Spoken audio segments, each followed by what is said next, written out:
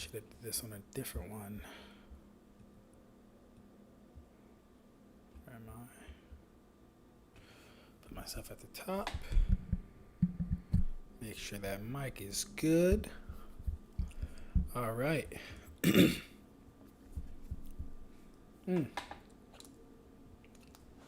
Give it a minute for y'all to get in here.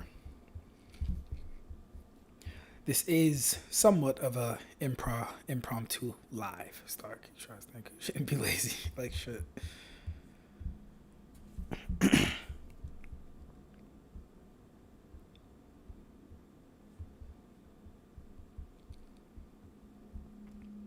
Who will be first? Will it be Kai? Will it be Kuribo? Will it be Shinigami? We'll see. Oof, hit with an ad.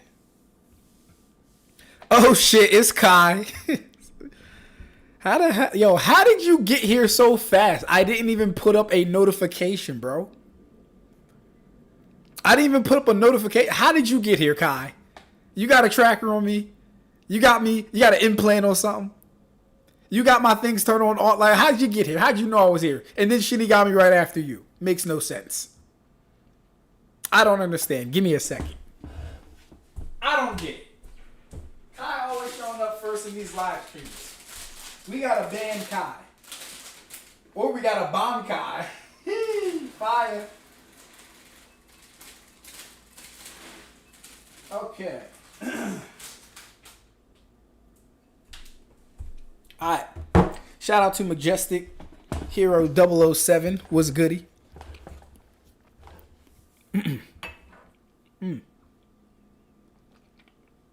Excuse me. Pardon me about that. Is this light overbearing? Is it overbrasive? It's oh gosh, that's nasty. Anyways, is this light overbearing? Let me see something.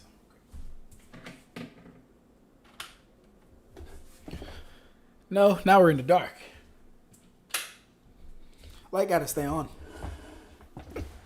Light gotta stay on. Yeah. Alright. What we talking about? Yo, I'm already here. My bro Ab-Stract was good. Shinigami starting a live before I travel. Where are you traveling to? How you doing, Majestic? Man, I got hit with 3 fucking ads. How did you get hit with 3 ads? That's crazy. Son of the Almighty. Yes, Majestic.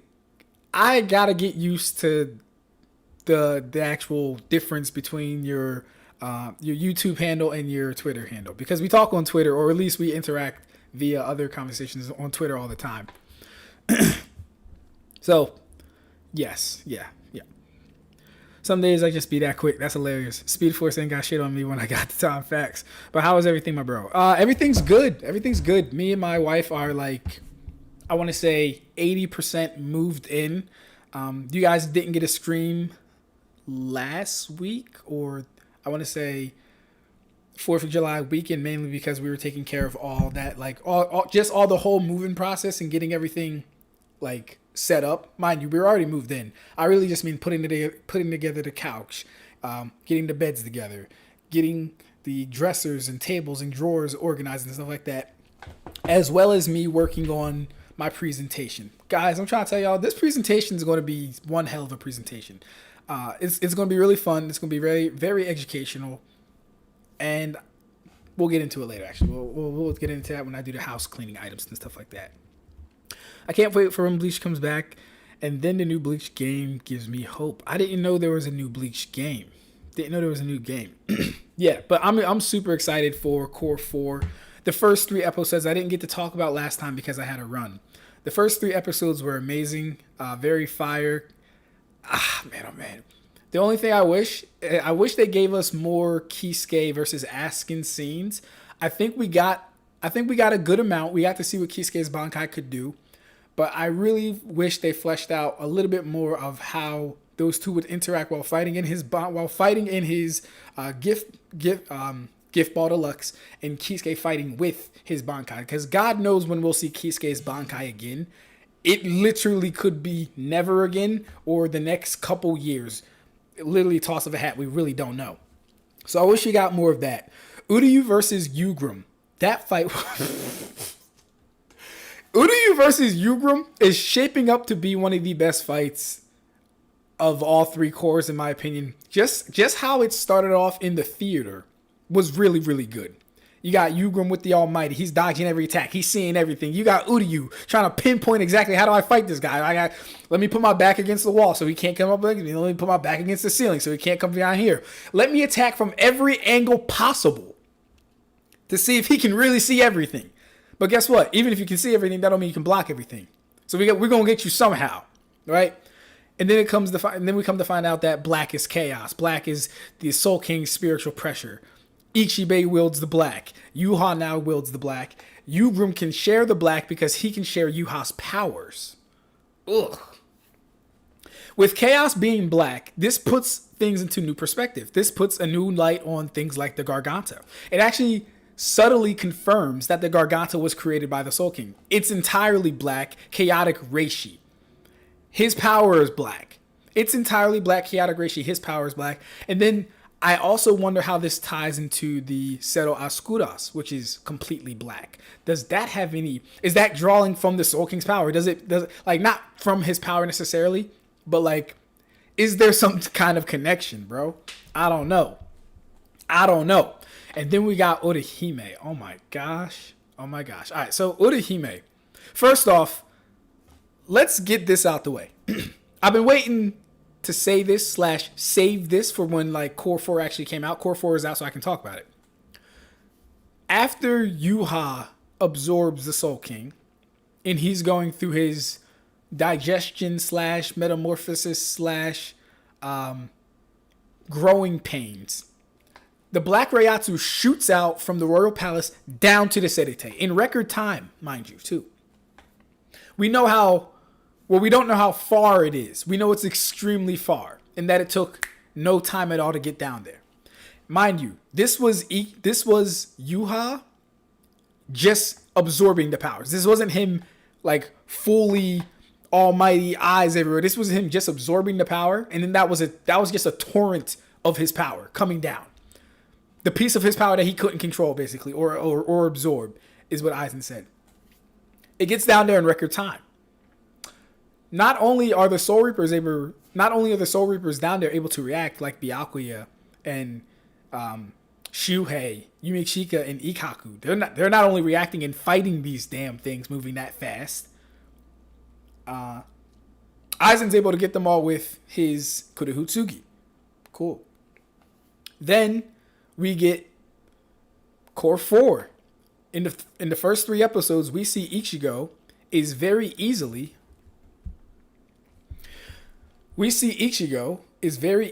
dodging, reacting, cutting up balloons.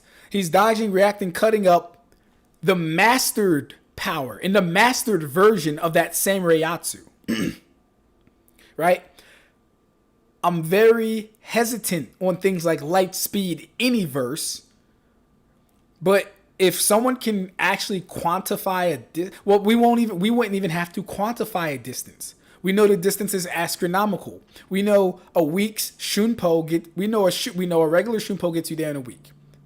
If you lowball the shunpo to like what, even Mach 100, that's stupid fast for the Reiatsu that travel there. And guess what? We have consistency now. So it's not just Mimi Hagi anymore. No, we have Mimi Hagi making the trip from the Soul Palace.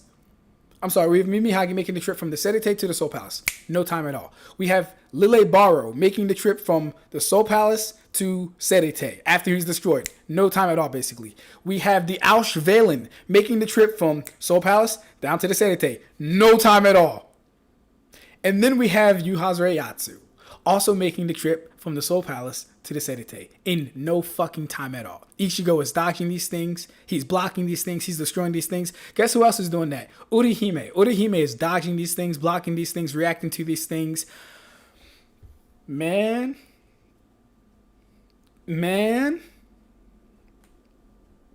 I don't know. I'm the hardest person to sell on light speed anything, but god damn it, I don't know. Come on now. Play with me. We have consistency. That's all I ask for in these goddamn series. Consistency. It's not enough. I'm not even going to do it because I'm going to end up talking shit on Naruto. It's fine. I'm not even going to do it, right? But that's all I'm looking for, right? Auschweilen was cool. Yuhas Reiatsu went down there when he was just getting his powers. Like, okay, cool. We'll see what happens with that. Then we had Mimihagi. Then we had Lilebaro. That's consistency. That's consistency. All right. Where was I, though? Orihime upscale. Yeah. So she's reacting to all his attacks. She's rejecting his attacks. Mind you, if you haven't seen it already, I don't know what you're doing. I'm not about to hold my tongue because you haven't seen it. Either come back after I'm done talking about it or just enjoy me speaking about it. So Orihime, at first, isn't able to reject Yuha. And at first, this confused me, but then I thought about it. I was like, oh, duh, of course. So Yuha says something to the effect of, you can't completely reject me because me and Ichigo share the same power. So since you won't reject him, you cannot reject me. Something to that effect. I'm paraphrasing. Now, here's the key thing in this. Orihime can reject Ichigo. She absolutely can reject him. It's more of a psychological thing that would not let her do it. It's not a power thing. It's a psychological thing. And we know this is a fact because when she can't block Yuha initially and her shield gets overwhelmed, she's able to block him throughout the course of the fight after that moment, showing that she is adjusting to being able to block him out and reject his power. That's fire. So her rejection phenomena is the highest her rejection phenomena is the highest defense we've ever fucking seen, in my opinion. Mind you, Yuha's Reiatsu has beaten Byakuya's Bankai. I'm sorry, Byakuya's Shikai. It beat Byakuya's Shikai. It would have beaten actual Soul Reapers, like actual beings. But it beating the Shikai is good enough. That's good enough. It beat the Shikai. Hold up. Okay. We got Michael Dorsey in the chat. What's good, Michael? We got Dr. Strangle in the chat. What's goody, bro? Shout out to Taewoon. Taewoon? Who is Taewoon? Everything Ab-Stract is saying is true, dummies. Facts. What's good, Kuribo? How you doing, Kuribo? What'd he say? Hold up. Kuribo said what? I know Kuribo ain't like, why Kuribo be doing this? Hold up. Hi, how's it going? Lightspeed Bleach has no real support. All right. Did you miss the consistency part that I just went over? Did you miss all of the things that went from the Royal Palace to the Sedate in record time? Mimihagi, Auschweilen, Yuha's Reiatsu, Lilebaro. That's 4 things that we have consistency of. Not only do the Soul Reapers fight Yuha's Reiatsu, Ichigo is dodging it up close. Orihime is blocking it up close. I don't know what else you could want. This is better than anything the Narutoverse has ever given us, because all the Narutoverse has ever given us is fucking statements in Mabui and Haku. My fault. Haku, right? That's all they've ever given us, though. Saying Lightspeed Bleach has no basis or whatever, that's crazy to me. That's crazy at this point, at this junction. That's crazy. A couple of years ago, you would have called me. I said, all right, cool. Maybe it doesn't, but nah. We got some stuff to talk about. Oh, yes, we do. All right. Shout out to Dr. Strangle. What do you think about One Piece light speed scaling? Oh man. One Piece's light speed scaling is it's annoying, bro. I'm not gonna lie to you, it's annoying. Because on one hand, if I'm to accept that, not even if I am to accept. On one hand, it's factually stated that the devil fruits, at least as far as Logia, they become the natural elements. That's what they become. I can't go against the series and say that's not true. It's true.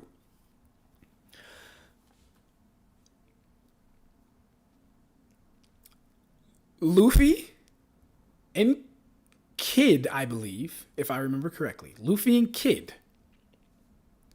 Like, listen, if you were to say Zoro dodging the Pacifista laser on Gecko Moria's Island. If you were to say that was like a fluke, okay, cool. Maybe he aim dodged. Maybe he moved before.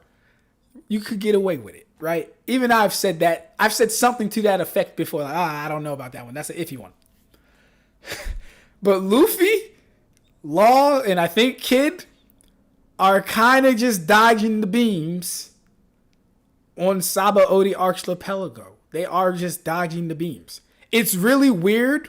Personally, I don't like it, but it is what it is, right? So this is what I'm saying. I don't believe they get light speed, movement speed, that is, movement speed, until after the time skip.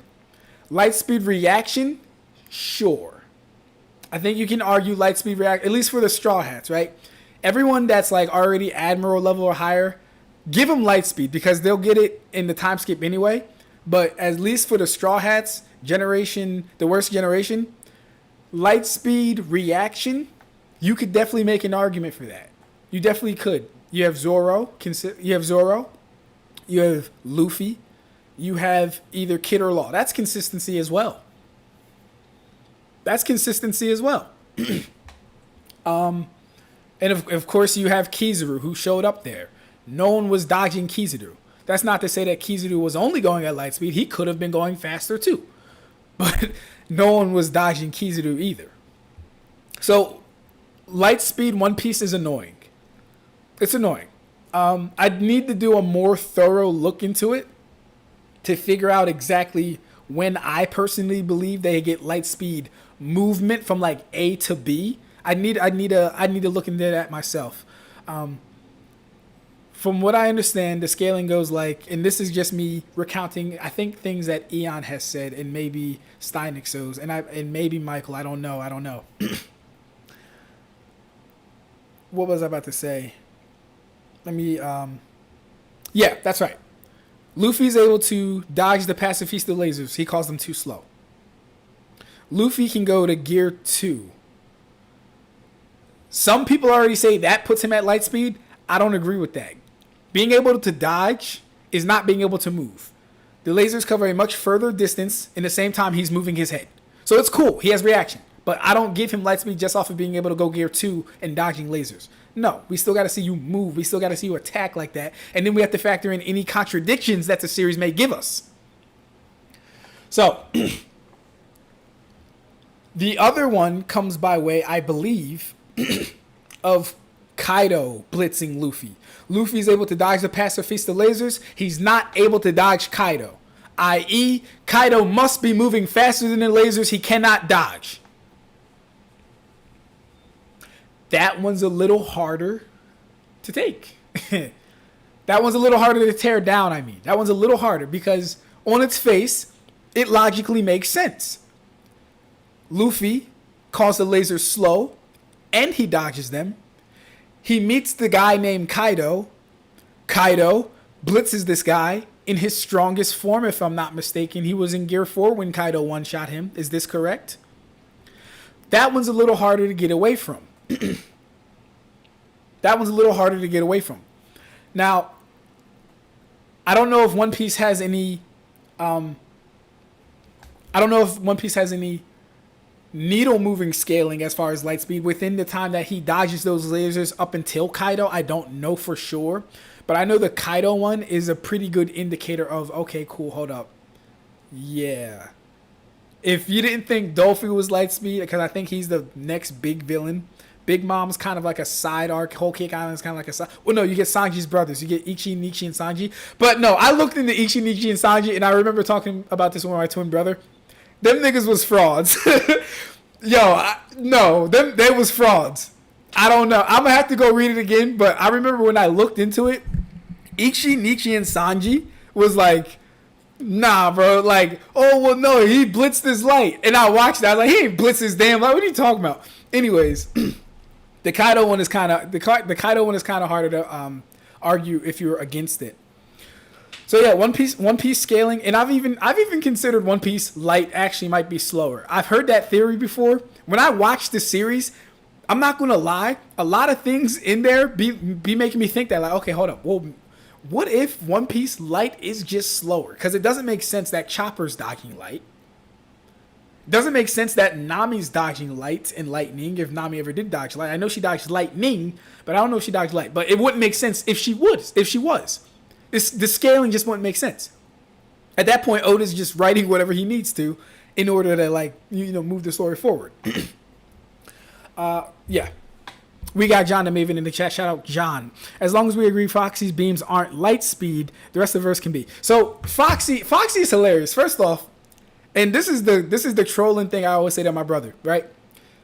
Foxy can shoot slow beams. Now, I might be a little ignorant on this because we looked it up. I don't remember, but I always used to joke with him. We do know a beam is like a straight line, right? Foxy's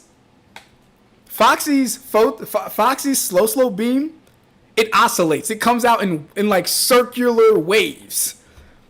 It's not a beam. Foxy didn't go to college. Foxy he's a dumb pirate. All right, he didn't go to college. He doesn't know what he's talking about.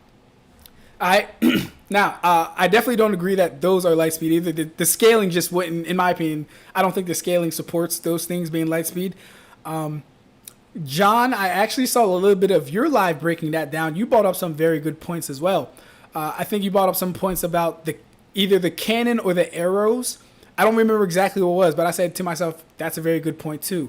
Why is he reacting? Why are they reacting like this to the cannon and the arrows? I think it was someone shot an arrow or a cannon point blank and they were surprised he dodged it, but no one's surprised he's dodging the photons. All right, number 2, they're called slowpoke photons. Slowpoke photons. My question is, why ought we take these photons as IRL or even Kizaru photons? Why should we accept those as light speed? Is it because they're called photons as well? Well, do they behave like Kizaru's photons? Kizaru's photons don't slow anything down. That's an extra added property that we don't know what it could cause things that it interacts with to do. We really don't. So no, there's a lot of reasons why I wouldn't give Foxy light speed. Primarily though because he didn't go to college and he doesn't know what he's talking about. Tay's gonna get a kick out of this when he sees it. Oh, yo, we got light speed. Where you been at, bro? Hold up. Light speed. We got light speed Weenus in the chat. For all you who don't know, light speed, one of the OGs. He used to come around here talking shit. Now, let me stop playing. But nah. How you doing, light speed? Nice to see you, bro. You just don't like the fact that Tony Chopper has better reaction than Bleach top tiers. That could be true. Hey, Tay, is that you? Is that Tay? That's some shit that Tay would say, bro. That was some shit that Tay would say. That's funny as shit. No one in Naruto or One Piece stops millions of Senbon Sakura petals from the weakest version of Byakuya. No one? I wouldn't say no one. Depending on which version of Byakuya we're talking about, most of them wouldn't need to dodge. I think their armament haki would protect them a lot. Especially if we're like talking about Soul Society Byakuya. People like Kaido's not going to need to dodge that. People like Garp is not going to need to dodge that at that point. But I understand. I get what you're saying. The fact that the top tier still use regular gun. Thank you, Max. Ayo. Max. One Piece be having so many anti-feats to be making it hard to like take it serious. Sanji is running from something in Whole Cake Island and he gets shot at and a bullet not only hits him but they go past him, which means he's running sub-bullet level. Unless you're going to tell me that the bullets are light speed. Then we have to have another conversation. Yes, One Piece still uses guns to this day. Wild. They still use Buster Calls to destroy islands. I'm sorry, they just now upgraded to guess what? Setos. Lasers. Right? They just now upgraded to lasers. Hilarious. Why wouldn't it make sense for Chopper to dodge light, at least in Onigashima when he's in his strongest form? Michael is just the scaling, bro. Like I said, I don't listen. It could make sense. I don't read it yet. It could make sense for Chopper to dodge light. But it gives me the same vibes as when Chopper was fighting Kumodiri and he was doing fucking good. That's the vibes it gives me when if he's dodging light. He's fighting CP9 agents and doing good. Are we serious? Are we the doctor? The reindeer? Tony Chopper. You can't be serious. Can't be serious. I'm still catching up. Just got to chapter 100. There may be some info in TB. TB? TB. I don't know what TB is. TB. The book? TB. I don't know what TB. Hey, John, when are you going to stop playing and read some Bleach, bro? John, I wouldn't tell you to not read anything but Peak. When are you going to stop playing and read some Bleach? That's what I need to know. When are you going to get on this Bleach wave? We in the core 4, John. All right, John, we in the core 4. You got to catch up, bro. We got to catch up. I got to look it up, Michael, but before it was chapter 100 for sure. I am Tay. This is my other channel. Okay, I thought so. What's good, bro? 1 feat from anyone in Naruto or One Piece that stopped a million of anything. Otherwise, they lose the base Byakuya Soul Society arc. Ooh.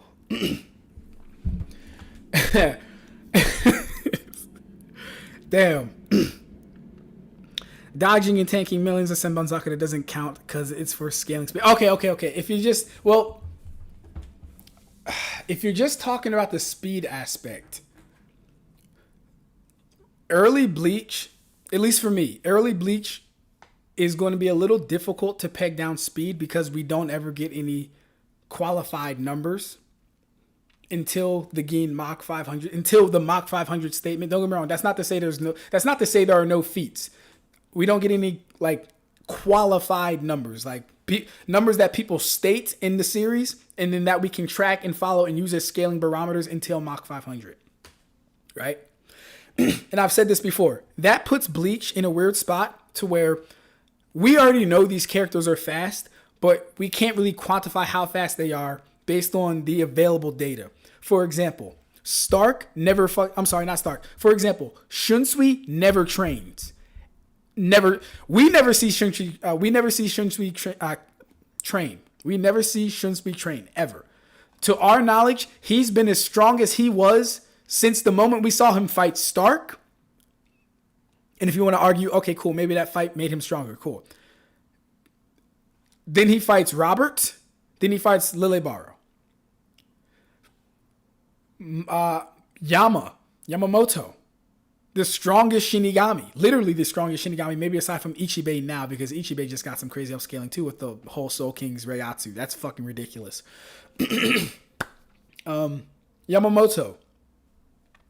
Are we to say that Yamamoto would get tagged by Lele's light? Are we to say that?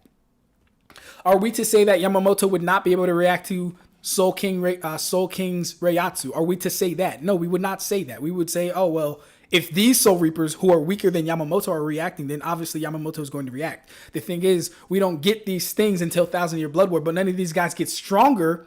So we kind of have to backscale, but it's like, okay, well, how much are we going to backscale and who does it apply to? Is it okay? We can probably apply it to the high tiers. Yamamoto, Unohana, Shunsui, Jushido. Cut it off. Maybe Nakipachi, Aizen. Cut it off there. But it's like, well, is that all it would apply to, or what are we doing? You know what I mean? So that's what makes Bleach scaling, speed scaling at least. AP for Bleach scaling is probably like the most straightforward shit in the fucking world for AP. I don't know why people make it so fucking difficult. It's not that difficult. Anyways, for speed scaling, it's a little harder to do. All right, I do want to get into the topic of tonight. It is 7 o'clock, so I'm going to have to disengage with the chat for a little bit. You guys see the thumbnail? And obviously, I was going to spin back on this topic because it's one that really did piss me off. And I'm going to talk about it and vent my frustrations with it. Excuse me. Now, before we get really started, I have a few housekeeping items. Number one, Espada versus the Akatsuki. We have two choices. We can not do the video, or I can give you guys the quick, fast-paced version of how it would go. I'm not about to do triple AP scaling for it, though, because when I started, I realized I was revealing too many things for Bleach triple AP scaling, and I want those things to be solely released when I do the Bleach triple AP scaling. I don't want to put those in videos anymore. As much as I like it, right? I like doing it for Toshido versus Kakashi, for the Bleach powers. It's cool. It's nice. But for some of this stuff, I'm like, nah, I want some of this stuff to be unveiled when I'm actually triple AP scaling the series. I don't want it all to come out in videos and then me have to rehash what I said and stuff like that. No. So I can give you guys a downgraded version of it where I'm kind of just like yapping and going through each matchup that was posted in the community tab, like that, or we can just not do it because I'm like, I'm giving too much away. I don't like it, and it's taking very long too. If I have to triple AP scale all the Akatsuki because they don't all scale together, that's going to take too long. I don't have time for that. Sure, I could like generalize them, but I don't like to do that. It's cool sometimes, but I don't really like to do it. I don't really like to do that. So that's number one. Number two, this presentation, the chakra scaling presentation, chef's kiss. You guys are going to enjoy that one. I've did way more slides than necessary. Not my fault. It just happens like that. When you're in the zone, you just go. So it's not my fault. But you guys are going to get a lot of information from that. It's going to be very educational. I hope everyone tunes in, and by everyone I mean Bleach scalers, Naruto scalers, One Piece scalers, JJK scaler. I hope everyone tunes in because it's going to. This might cause a shift. I was talking to my twin brother. If I had a larger following, I could shift this shit in the right direction for the better. I really could. But I don't think I talk about enough. I don't think I talk about enough topical things, number one. And I don't appeal to people's egos as far as the fandoms are concerned. You're not going to hear me claim that X beats Goku. You're just not going to hear me say it. Even if I believe it, I'll never say that. I might entertain the conversation, but I will not make a formal video about it. Not for clicks or for views or anything like that. I've always had integrity, honor, morals, and standards about shit that I put out. Not doing that. Anyways, so that was the second thing. Third thing. What was the third thing I needed to go over? Espada versus Akatsuki presentation. It was one more thing. What was it? No, I think that was it. Oh yeah, no. Bleach triple AP scaling. That's what it was. Okay, so for the Bleach triple AP scaling, or I'll say it like this. Here is the agenda of events that's going to happen. I'm going to continue to work on this presentation that I have going on. We're at like 140 slides now. Like I said, way more than I thought would ever happen. We're going to continue to work on that. In the meantime, I'm going to continue going live periodically. I hope I can get to the place where I'm doing it multiple times a week like I did before. Because if y'all remember, a year and a half ago, 2 years, that was my golden era, bro. I was going live every fucking day almost, bro. That shit was lit. But yeah, I want to go live more. But you know, if I can, I'll just go live more periodically. So that's fine too. And then after all that stuff is done, I will be dedicating 90% of my time to triple AP scaling the Bleach verse. Now, we're still in Hueco Mundo, but we're technically not. All right? Don't get on my head. We still in Hueco Mundo, but we're technically not. What I figured is, and I've said this before too, what I figured is it's much better to go back and get the earlier points of the series, just so if there is a feat that I've already calced that already comes out to a certain value, I can use that feat. And then be like, okay, well, this attack is going to be at least that amount of AP. So let's put that here and see what we get. You know what I mean? So while we're still in Hueco Mundo, it's because I decided to go backwards.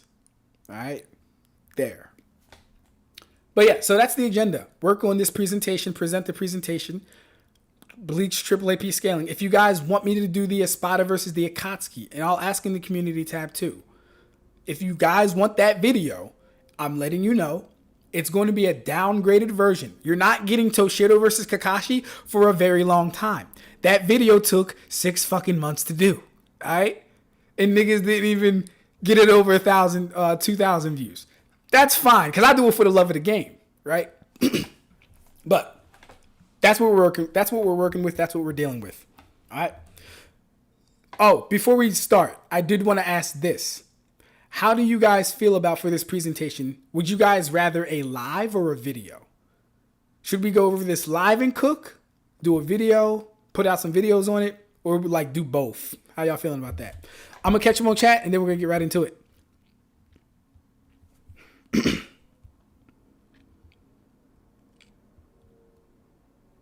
Where we at?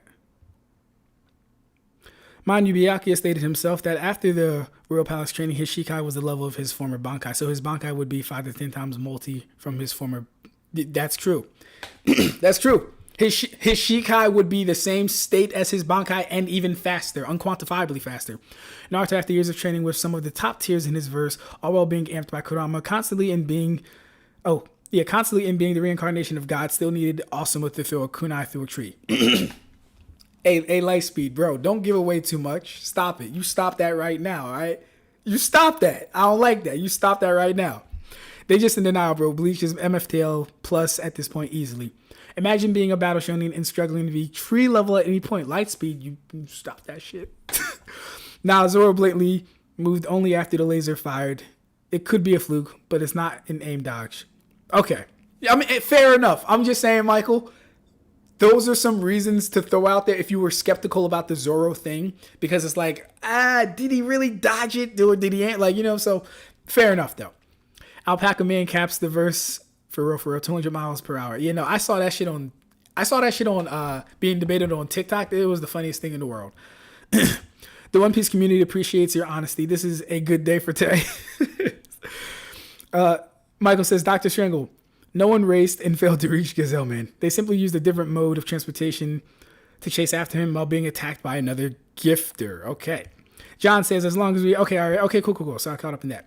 You have to assume the distance between the Royal Palace and the rest while factoring in like 72 barriers. The thing is this. No one's traveling through the barriers at that time, Kuribo. We know that because Squad Zero was dead, so they couldn't launch the barriers. And the minute they let Yuha in, the barriers were down. And they never put them... The barriers were up, right? Ichigo comes down, which means the barriers are down.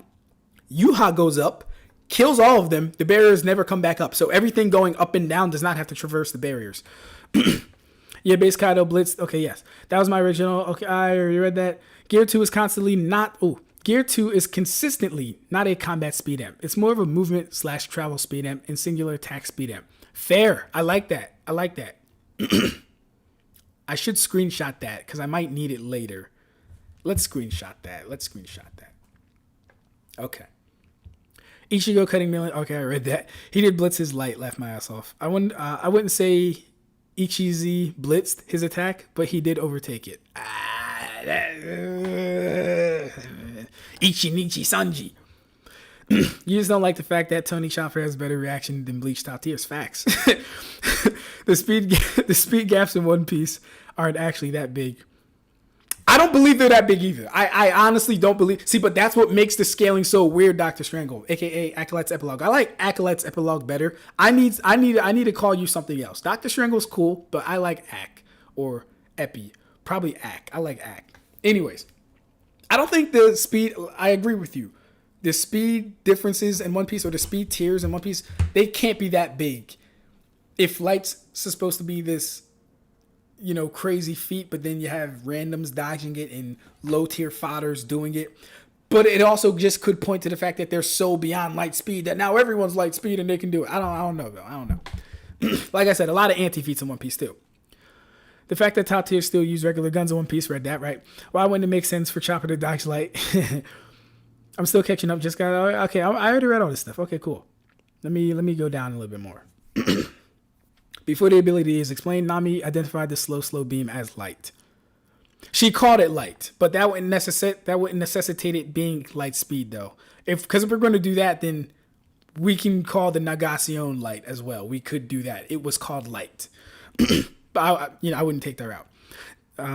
If any character, we got Neo Animatrix in a bit. What's good, bro? If any character from the Big Three was light speed, them just moving would create a shockwave that would destroy the planet. Exactly. There you go. Kuribo, it's chapter 57, John says. I got somewhat wrong. He says Kudo's speed is hard to measure, but he's in the 100 meters per 4 seconds range. Okay. Excuse me. Ichigo literally stops millions of Senbon Sakura with some slashes, which no one in Naruto or One Piece can replicate. No one? I wouldn't say no one, bro. Light speed is hilarious. I wouldn't say no one. I think there's definitely characters within One Piece that can probably replicate that. Naruto, you'd probably be hard pressed to find anyone doing it, but definitely One Piece. My massively hypersonic isn't enough to stop millions of Senbon Sokka. I agree. All right. So this proves Bleach has FTL feats. If you're talking about the things that I was saying, yes, in my opinion. Sanji dodged the bullet at point blank range during Mocktown. But then he gets shot while he's running and not outrunning the bullets. That's the shit I'm talking about, Act. Bro, John, what about Death Note? Ichigo is cutting up millions of Senbon Sokka pedals like it's literally nothing. Madara couldn't even one-shot 80k fodder tier trap. Yeah, no, see. Yeah. I like One Piece, I would give it to, just based on the fact that they're at least reacting to light. Naruto, I'm sorry, no. Not for that. So usually before eating finger was as fast as Kuro. Maybe, I don't know. One Piece guns fire 20 shots out of a blunderbusses. That in real life can only be loaded with one bullet. They're just magic. And see, this is the shit I'm talking about. So the blunderbuss can only do one shot at a time, but they're firing multiple times. This is why I think light is slower in their verse too, because shit like that. Oda just making shit up.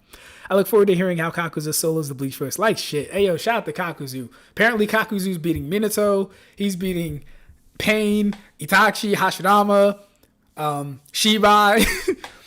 Kakuzu stocks are way up right now. Shout out to the people pushing the agenda. Ab-Stract, right. How do I join the Triple AP? Ah, yes. John, send me your Discord, bro. Oh, we got Grid in the chat. Shout out to Grid. Thank you for warning me about that. Hold up, where are my glasses? All right. Okay. Thank you, Grid. Hey, yo. When I was working on my presentation, y'all, I swear to God, I got like a migraine out of nowhere. I really do got to start wearing these glasses or else I will not be seeing all that well. Much better. Wow. I've been not wearing them so damn much that it actually looks like less bright too. Even though there's no tint in these, it looks less bright. Okay. Shout out to Grid in the chat. All right. I'm almost done catching up. After that, we're going to get into this, and I'm not coming up for air. Excuse me. Okay. Actually, no, I think I'm good. All right. I think I'm good. Okay, cool. So we see the thumbnail, don't we? Right? Oh, hold up. This is a debate. Pay no attention to that. We're going to go right to mine. Let's make sure we see the thumbnail. So we know what we're talking about.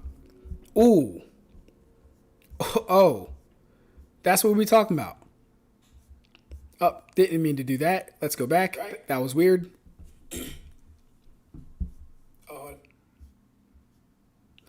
All right. 5D being versus 3D fire. Let's get started. So, when was this posted? June 2nd. So around last month, around the 2nd, it came out that Ishiki had fifth dimensional power somehow. Now, mind you, I don't read Japanese. I don't do interpretations like that, even though I have ChatGPT, because I don't fully trust it. I've used it before, but even then it's like, I don't know. So I don't really get into it. All right? But apparently, people come to the conclusion that this, somewhere in this, it says fifth dimensional, or somewhere in this it has fifth dimensional, or super dimension. Super dimension is what was actually stated or referenced. A super dimension. Fifth dimensional plus low complex multiversal Jigen confirmed in the recent leaks on the Boruto guide. Spread the word. Spread the word. Stop polluting the community with this garbage. No 5D being is dying to 3D natural fire. The Boruto scaling is so terrible. The scalers have opted to just taking statements of any form and kind. Y'all are secondary source scalers, not power scalers. This is what the fandom has become. This is literally what the fandom has become. Because of the lack of scalers, competent scalers that is, in feats within the series, they've opted to just start taking statements and references from anywhere, asserting these as facts without doing any research, any due diligence, any proper scaling, and saying, oh God, it was stated, so it's true. Came out in a guide, must be true. Can't be any hyperbole. Can't be any embellishment. It must be true. Right?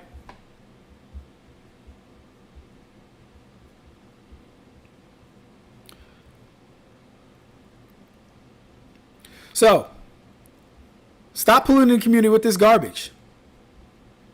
I end up getting in a conversation. Oh, we have Kuribo here. Kuribo says, this rebuttal doesn't really work as it sets an unfounded cap on those with elemental manipulation.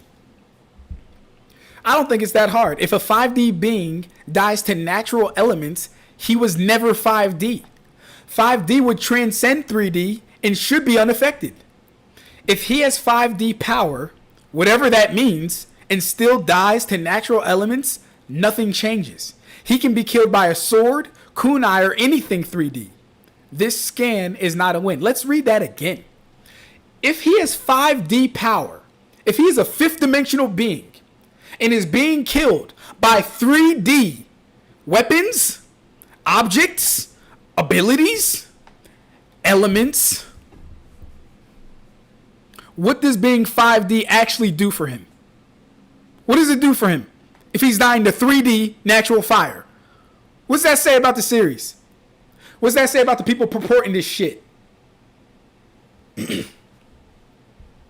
Reminds me of when people tried to downplay when the other fighters were impressed by Beast Gohan's air pressure punch. These characters that punch through dimensions will also drag each other through rocks and ice in the same fight. I don't think I responded to this. I don't think I responded to this. I won't respond to this. Cool. This is the conversation we're here for. Mostly. So, Trey says, dying to fire doesn't mean anything. Please learn how different types of energy and dimensionality works. It's literally so clear that they're on a higher dimensional level. Jigen literally got an infinite amp and has multiple statements about shaking dimensions. How much y'all need? What does shaking dimensions scale you to exactly? Where's the proof of him shaking dimensions? I've read the manga. I've certainly never seen it. Where did you get he had an infinite amp? If he had an infinite amp, why the hell was he siphoning chakra from the 10 tails and on 10% chakra if he had an infinite amp? I don't know where these people get this shit from. I really don't. Anyways, dying to natural fire does mean something. That he's not a 5D being. Basic shit like that shouldn't even register to him. If the claim is he is 5D power, I would love to know how this helps him beat 3D beings that can use natural fire to kill him. If the claim is that he has 5D power, I would really love to know how this helps him beat 3D characters. Because it's not helping him deal with the 3D fire. And the fire is not even sentient. The fire is just fire. He got to fight 3D people.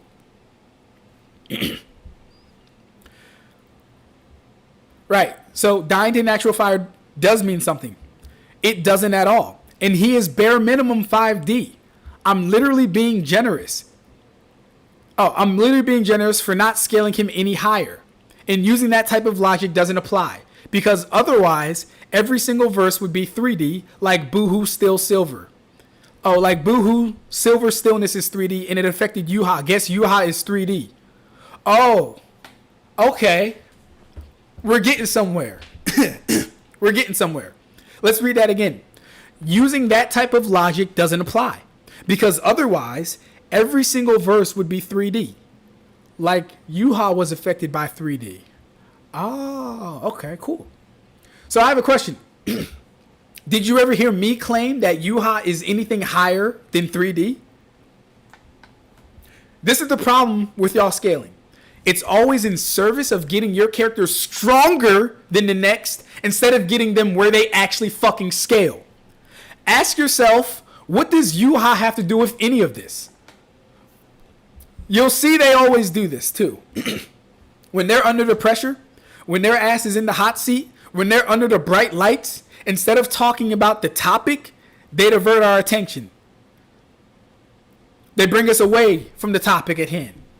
They want to implicate Bleach. They want to bring Yuha into this.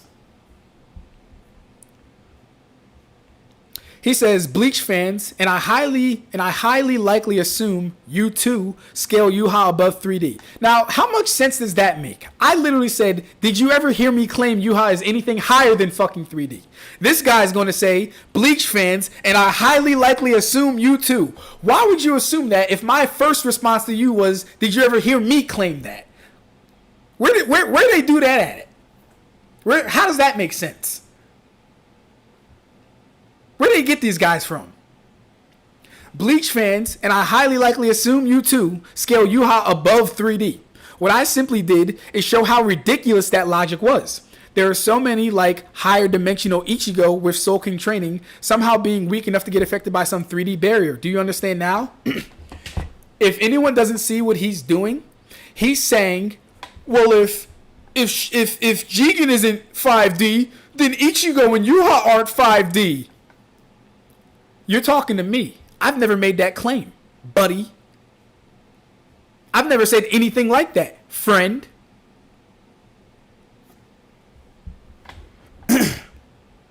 So, in order, so the answer is no. You've never heard me make that claim. Then the question, what do you say? Do you understand now? I don't understand because I don't scale like that. What don't I understand? There are so many like higher dimensional Ichigo with Soul King training somehow being weak enough to get affected by 3D barrier. Do you understand now? No, I don't understand. Ichigo's a 3D fucking being to me. I don't understand it. You're again letting us know you're just scaling like how another fandom scales their character. Facts. This literally proves it. If you can be affected by 3D things, being anything higher is irrelevant. True. If you can be affected by 3D things, being anything higher is really irrelevant. We're talking about on a damage basis, because mind you, he died to these fires, to these flames. I'm not talking about like interaction, like, okay, cool. Soul Reapers can come down to the planet Earth and they can be interacted with. But guess what? You can't kill a Soul Reaper with a fucking gun. It has no Reiatsu. It has no Reishi. It's not going to do anything. It can interact, but it won't do anything. He died to 3D fire.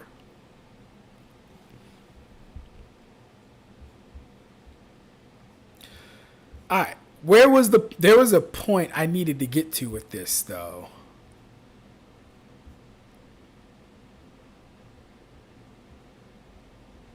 Where was it? You know, I'm going to keep going with this thread, and then we'll figure that out. So, I say, have you ever heard me claim that? Mind you, let's recap. Not even recap, just real quickly. My first answer was, did you ever hear me claim Yuha is anything higher than 3D? He goes on to assume that I scale Yuha to 3D, despite me saying, have you ever heard me claim that? The intimation is I've never fucking said that. I even then comment, so the answer is no, you've never heard me claim that. This clown says, I don't need to specifically hear you claim that. So you're just going to operate under the guise that I believe it, even though you've never heard me claim it? What's wrong with these guys? Where do they come from? What schools did they go to? Then you clearly lack the ability to scale properly via the narrative. I don't scale via the narrative. I scale based on the scaling. I scale based on which feats, what's shown. I don't scale based on the narrative. The narrative can assist in scaling. I don't scale based on the narrative, though. Following the narrative is instead of irrelevant points. I don't know what he's saying. Following the narrative instead of irrelevant points in the narrative is somehow bad. Okay. Don't know what I don't know what that means.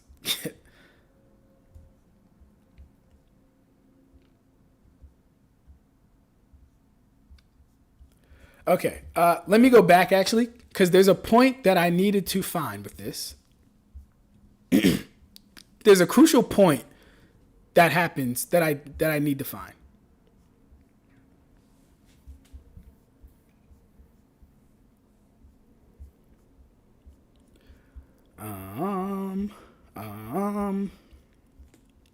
But as you guys see, the insanity kicks in very early for these guys.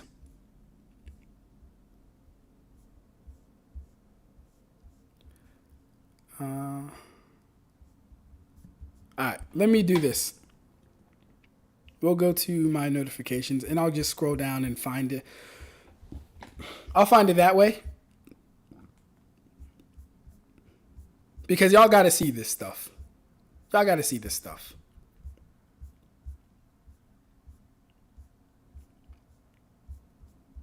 $5D. Unbelievable, bro. Okay, where we at?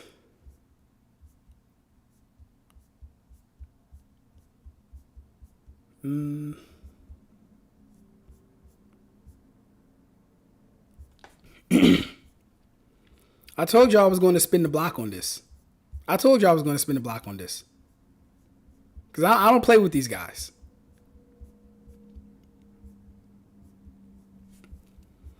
Okay.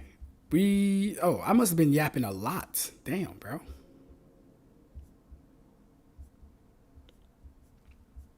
Cap, June 19th. Okay, give me a second, guys.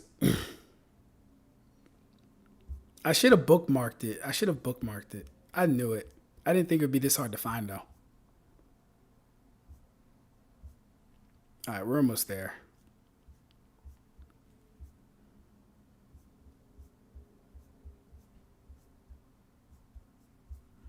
Okay, cool. There's Pete. I'll bookmark that conversation because we're going to come back to his conversation too.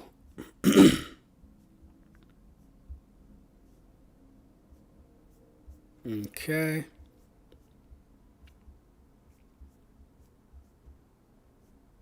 All right. Cool. Here we go. There's Trey. This guy. Where's it start at, though? Shout out to Son of the Almighty, a.k.a. Majestic.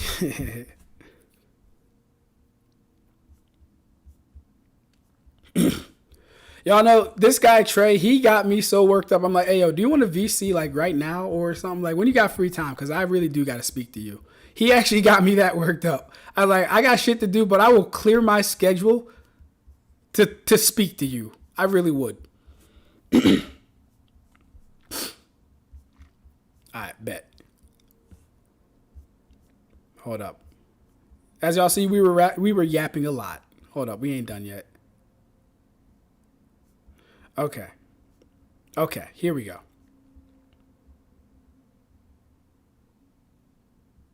All right, let's start here.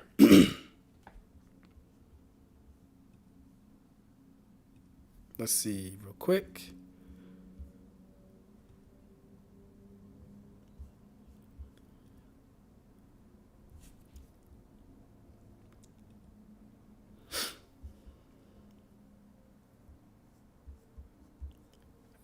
Wait, is it this?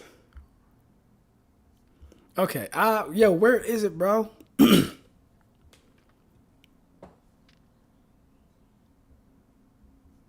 Dying in actual fire? No, not that one.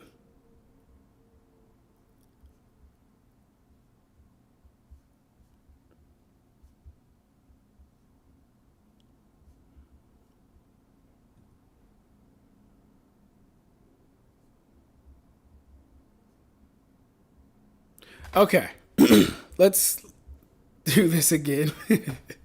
Or some of this. I think I found it. I don't know. So, dying in actual fire does mean something, that he's not a 5D being. Basic shit like that shouldn't even register him. And if the claim is he has 5D power, I would love to know how this helps him beat a 3D being that can use natural fire to kill him. right? It doesn't at all. And he is bare minimum 5D. I'm literally being generous for not scaling him any higher. And using that type of logic doesn't apply because otherwise, guys, every single verse would be 3D. Like Boo-Hoo, Silver Stillness, in 3D, it affected Yuha, right? Cool. So, mind you, this is Twitter, which means, and I hate when people do this, you can make a lot of threads and a lot of conversations. I hate when people do it. I like orderly shit so I can break it down smoothly. But he was yapping a lot, so I had to entertain all his goddamn comments. So, he literally just said, using this type of logic doesn't apply because otherwise, every single verse, that's important, every single verse would be 3D. So, what I say is, so what you've proved here is that the logic does apply, but because of agenda scaling, my character can't get outshined or be less powerful. Literally what he just proved, right? Because he says, then otherwise, every single character would be 3D. So it's either my character is 5D or no one's character is 5D. Cool. So then what you've proved is that my logic would apply, but because of agenda scaling, my character can't get outshined or be less powerful.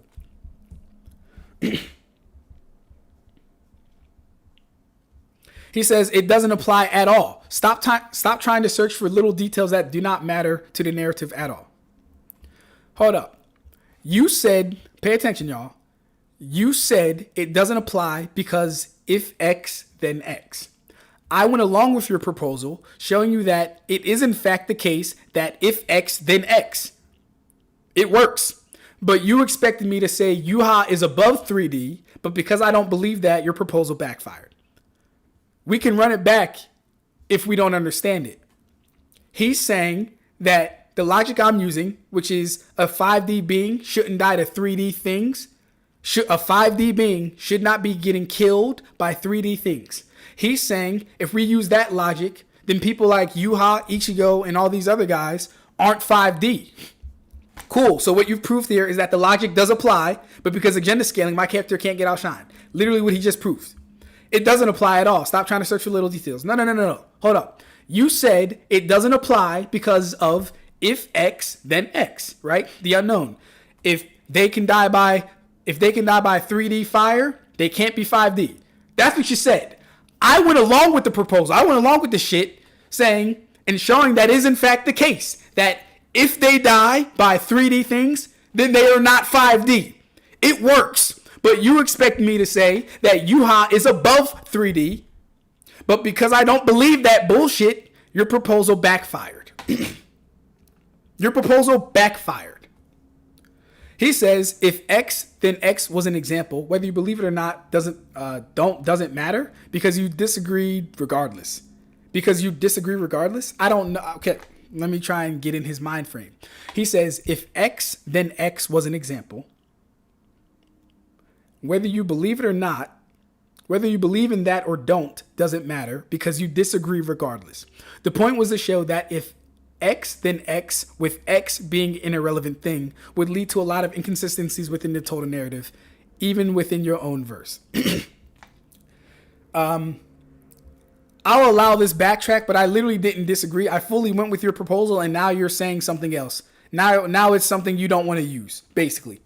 He says, what the hell are you talking about? I never stepped away from my examples because they literally show you the hypocrisy and ridiculousness. My guy, I showed you the hypocrisy and ridiculousness when I went along with your narrative, telling you that I don't agree that Yuha's 3D, and therefore he could 5D, and therefore he could die to 3D things. That was the whole point of your goddamn example. You were saying that, well, if Jigen dies to these things, then these other characters can't be 5D either. Good. Let's make them all 3D. They're physical beings anyway. What would change? If you don't agree, then concede. While you in fact did disagree, since you said that you don't ever claim that, you're literally backtracking here. Okay, yeah. And then it's hard to talk to people who don't know how to track the conversation. Look at this. Tracking issues, huh? Okay, yeah. This guy. Cool. So, there's that.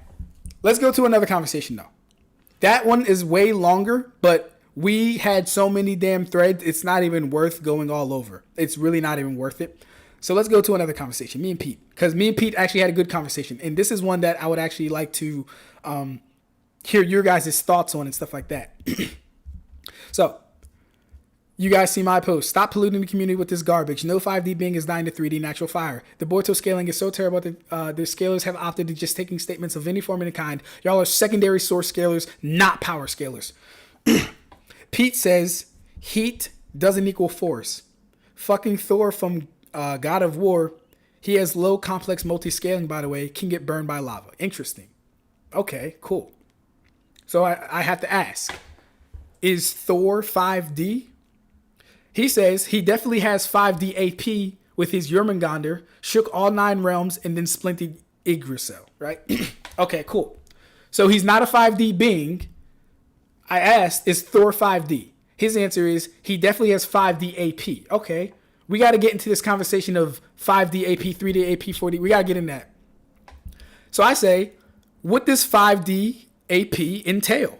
Because I'm a newcomer in this shit as far as dimensional scaling, but I know when some shit sounds wrong. You know how I know when some shit sounds wrong? We're going to get into it. I'm not going to spoil it. We'll get into it. What does 5D AP entail?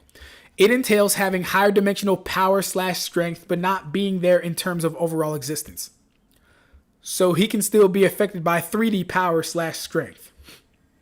He says, can't say. The only people he ever fights are people on his level of strength. Okay. Who produced the lava that can burn him? All good fucking questions. By the way, don't ever do this shit with me because it's not going to go well. I'm just going to ask questions until we find an inconsistency in your goddamn point and then poke holes and poke holes and poke holes. That's all that's going to happen. Who produced the lava that can burn him? Nobody. Nobody? So it's natural lava. So Thor is having the Jigen problem. Guess what? Thor is not 5D. And you didn't say he was 5D. You said he had 5D AP/power/strength. Okay, cool. What does having 5D AP, power and strength, do for you in a fight against a 3D being? What does it do? Does it allow you to punch them in the past? Does it allow you to punch them in the future?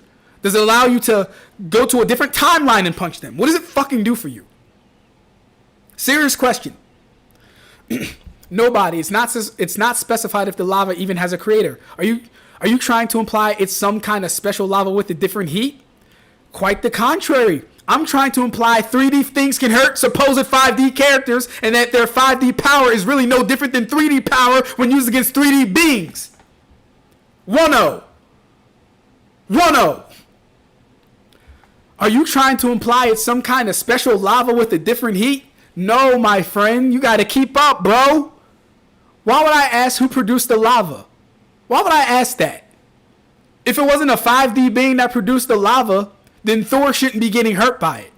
The fact that it's natural lava, or you don't know, makes it even worse because we can then presume it's natural lava. I'm trying to imply 3D things can hurt. And see, I could have played with him a little bit more. But Pete, I've talked to Pete before. I don't have any problems with Pete. So my cards are on the table. I'm trying to imply 3D things can hurt supposed 5D characters, and that their 5D power is really no different than 3D power when used against 3D beings. Why do you say that? The 3D thing in question here is lava, which burns. Heat doesn't equal force. The characters he fights are characters on his level of strength/power, similar feats scaling to Yggdrasil. So this argument doesn't hold. Okay. So if he can be hurt by 3D heat, what's stopping 3D force? He says heat isn't force. Okay, fair enough. But if he can be hurt by 3D heat, what's stopping the 3D force? They're both 3D at that point. They both exist on the same tier of dimensionality. What would we be talking about that's different that he could not get hurt from? Answer me that. He says, being harmed by heat doesn't automatically prove that ordinary 3D force can harm him. It's already established heat doesn't equal kinetic force/physical striking. So he's under the presumption that it being heat actually makes some type of a difference when the argument is 3D dimensionality scaling hurting 5D beings or 5D power. It doesn't matter that it's heat. It wouldn't matter if I pissed on Thor. It wouldn't matter anything like that. The fact that he's being affected by 3D things tells us that his existence is at least 3D and that his 5D power isn't helping him with 3D forces. Facts. So he says being harmed by heat doesn't automatically prove that ordinary 3D force can harm him. It's already established heat doesn't equal kinetic force / physical striking. Cool. So then the question is, why wouldn't it be able to harm him? He's not a 5D being, right? He agreed to that. So wouldn't he be subject to everything 3D? What makes the 3D heat better than the 3D force?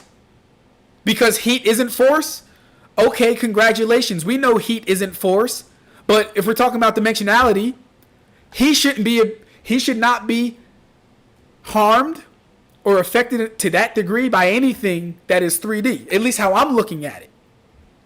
He says, why does Thor having 5D strength / power mean he must have 5D heat resistance? Oh, so now he would need 5D heat resistance to not be affected by 3D heat? Do we see? Do we see the craziness? You're assuming all stats scale together. I'm sorry, you're the one that said he had 5D power. So I'm assuming 5D strength, 5D AP, 5D durability, 5D speed. But at that point, you might as well give him 5D existence. But you didn't concede to that. Because you know it wouldn't make fucking sense. But unless the verse or the scaling specifically establishes that, it's not a given. You're treating all 3D phenomena as equivalent. Guess what? Under dimensional scaling, all 3D phenomena would be equivalent. They would be equivalent. How wouldn't they be equivalent? Under dimensional scaling, how would they not be equivalent? One thing happening in the 3D world is equivalent to another thing happening in the 3D world. How is it not equivalent? That doesn't even make sense. He would need 5D heat resistance to deal with 5D heat, but he gets burned by 3D heat, so he doesn't even have that. Facts. All 3D phenomena should be equivalent under...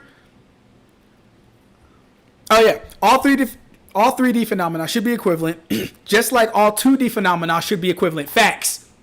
What 2D phenomena can a stick figure... Here we go. What 2D phenomena can stick figure people do that would harm them? Or, I'm sorry, that would get them out of 2D.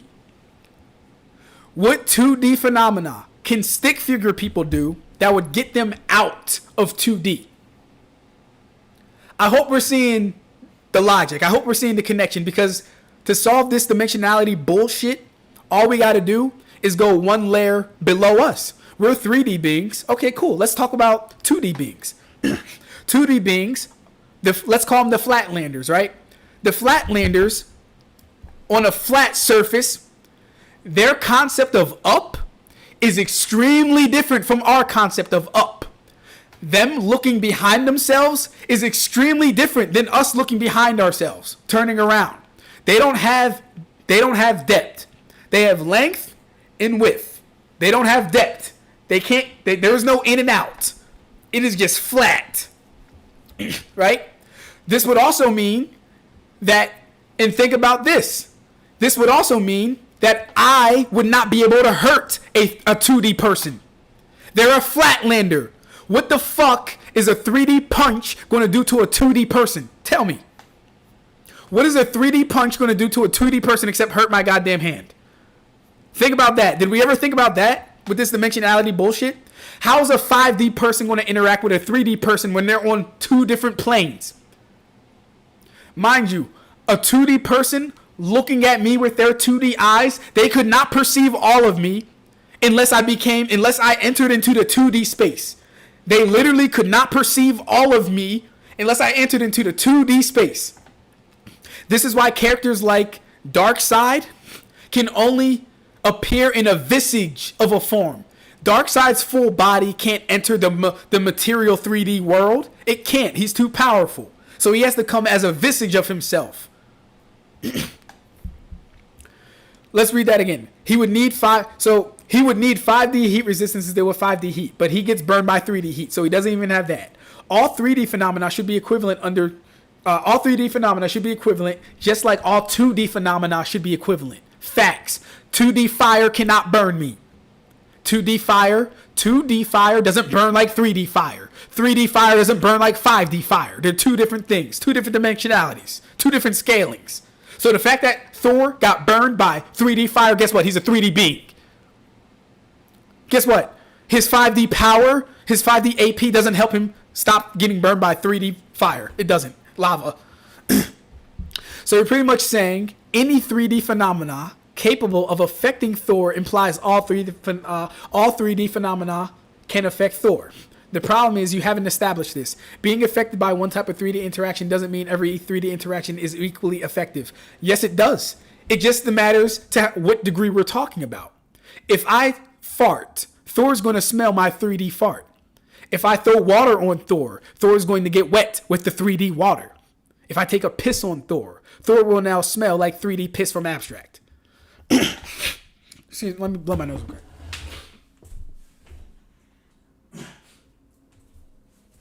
Oh yeah.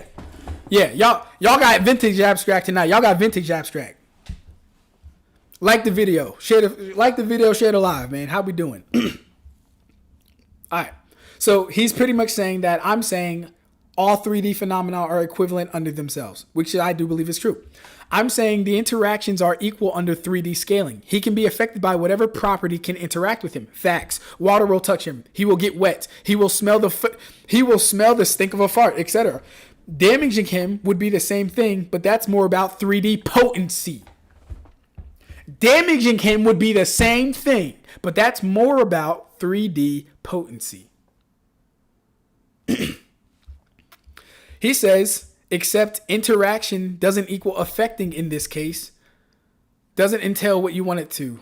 Here the question isn't whether interaction occurs. It's whether potency of that interaction is enough to cause damage. So what you would have to be trying to imply here wouldn't be, and then he quotes me. So he says, so what you would be trying to imply here wouldn't be, I'm trying to imply 3D things can hurt supposed 5D characters.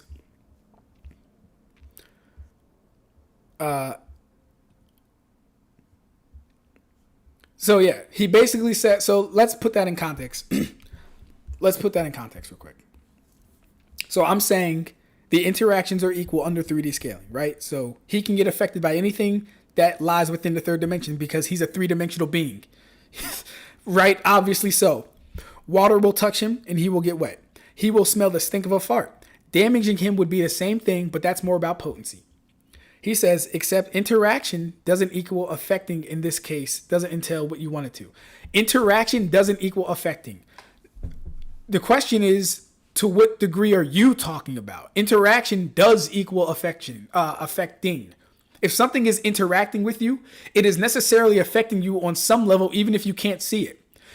Light interacts with us all the time, though we are impacted on a very minute level. That doesn't mean it doesn't affect us, though. We get vitamin D from the sun. We don't feel the vitamin D we don't feel the whatever entering our body, yet we are affected by it because it's interacting with us. So let's read his thing in full. Except interaction doesn't equal affecting in this case, doesn't entail what you want it to. Here the question isn't whether interaction occurs, it's whether the potency of that interaction is enough to cause damage. Cool.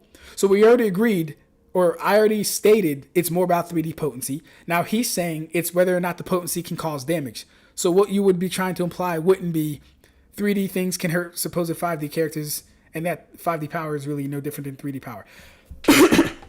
So looking back at this, I don't know why he quoted this, because no, I would still be implying that. If you're saying he has 5D power, and I'm saying it doesn't matter if he has 5D power, because 5D power does nothing when fighting 3D beings. Your 5D power has not helped you with 3D lava. Why would it help you with 3D beings? So if those things can't interact on any level, they can't affect him on any level. I'll read that again. If those things can't interact with him on any level, then they can't affect him on any level. Establishing all 3D phenomena interacts equally gets rid of that, which it does. And if you agree this all boils down to 3D potency, I don't see what we're arguing about. If you agree this all boils down to 3D potency, I don't see what we're arguing about. He goes back to since heat and force aren't the same thing. All right, let's do this again. Heat in the 3D plane, in the 3D world, exists as a 3D thing, right? So even heat would have a 3D potency. It wouldn't just be force. It wouldn't just be striking force, stabbing force, punching force, whatever. 3D heat has 3D potency. He's stuck on force for some reason. I didn't pick this up until now, though, because I like when I was in the middle of the argument, I think I was trying to do something else. Since heat and force aren't the same thing, showing Thor can be burned by lava only proves he's vulnerable to heat. That's incorrect. It would show he's vulnerable to 3D phenomena.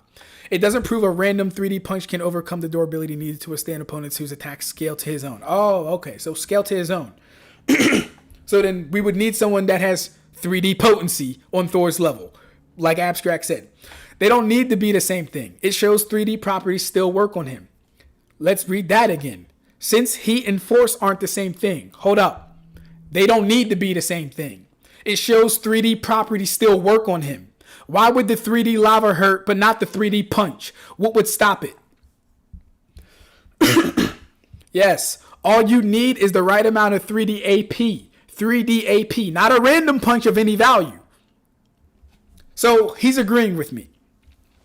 Because it wouldn't be the same. Because it wouldn't be the dimensionality stopping the punch. It would be the lack of sufficient AP. So he's agreeing with me. He's agreeing with me. The lava only shows that some 3D phenomena can affect him. It doesn't tell us how much force is required to damage him. It doesn't matter. As long as that force is 3D and of a certain potency, he's going to be affected. 3-0. He's a 3D being. Therefore, he is subject to all 3D phenomena that can interact with or affect him. And again, this boils down to 3D AP and how much of it he could take, how much of it would take to hurt him. Are we agreeing on that? Yes, we've been agreeing on that for the last 4 messages. Got him. Got him. So when someone wants to try and run game on you about 5D and 4D, ask them what they've done with that 4 and 5D power. Ask them how it helped them beat the next 3D character they fought. Ask them. Ask them. I promise you ask them. Dimensionality scaling literally does not mean shit. Guys, think about this. What the fuck attack could you do to a 2D flatlander that would actually hurt them? I mean a stick figure drawing. What could you do that could hurt them in the 2-dimensional world? What could you do? Aside from like erase them or something like that. I don't know.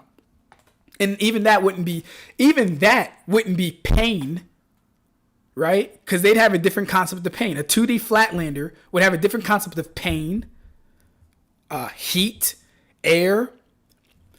For example, if they're living in a world where everything is made up by strokes of a pen or strokes of a pencil and everything has to be drawn, muscles would be different. You could just draw them on. That would be their muscles. Them eating would be different. They would have an entirely different concept of reality. They would have an entirely different perspective on the world. So the same way that we, 3D beings, cannot readily interact with a 2D being, and I don't think I got that. I don't think I saw that in our conversation. We did have that conversation, though. Hold on. Let me see if I can find it.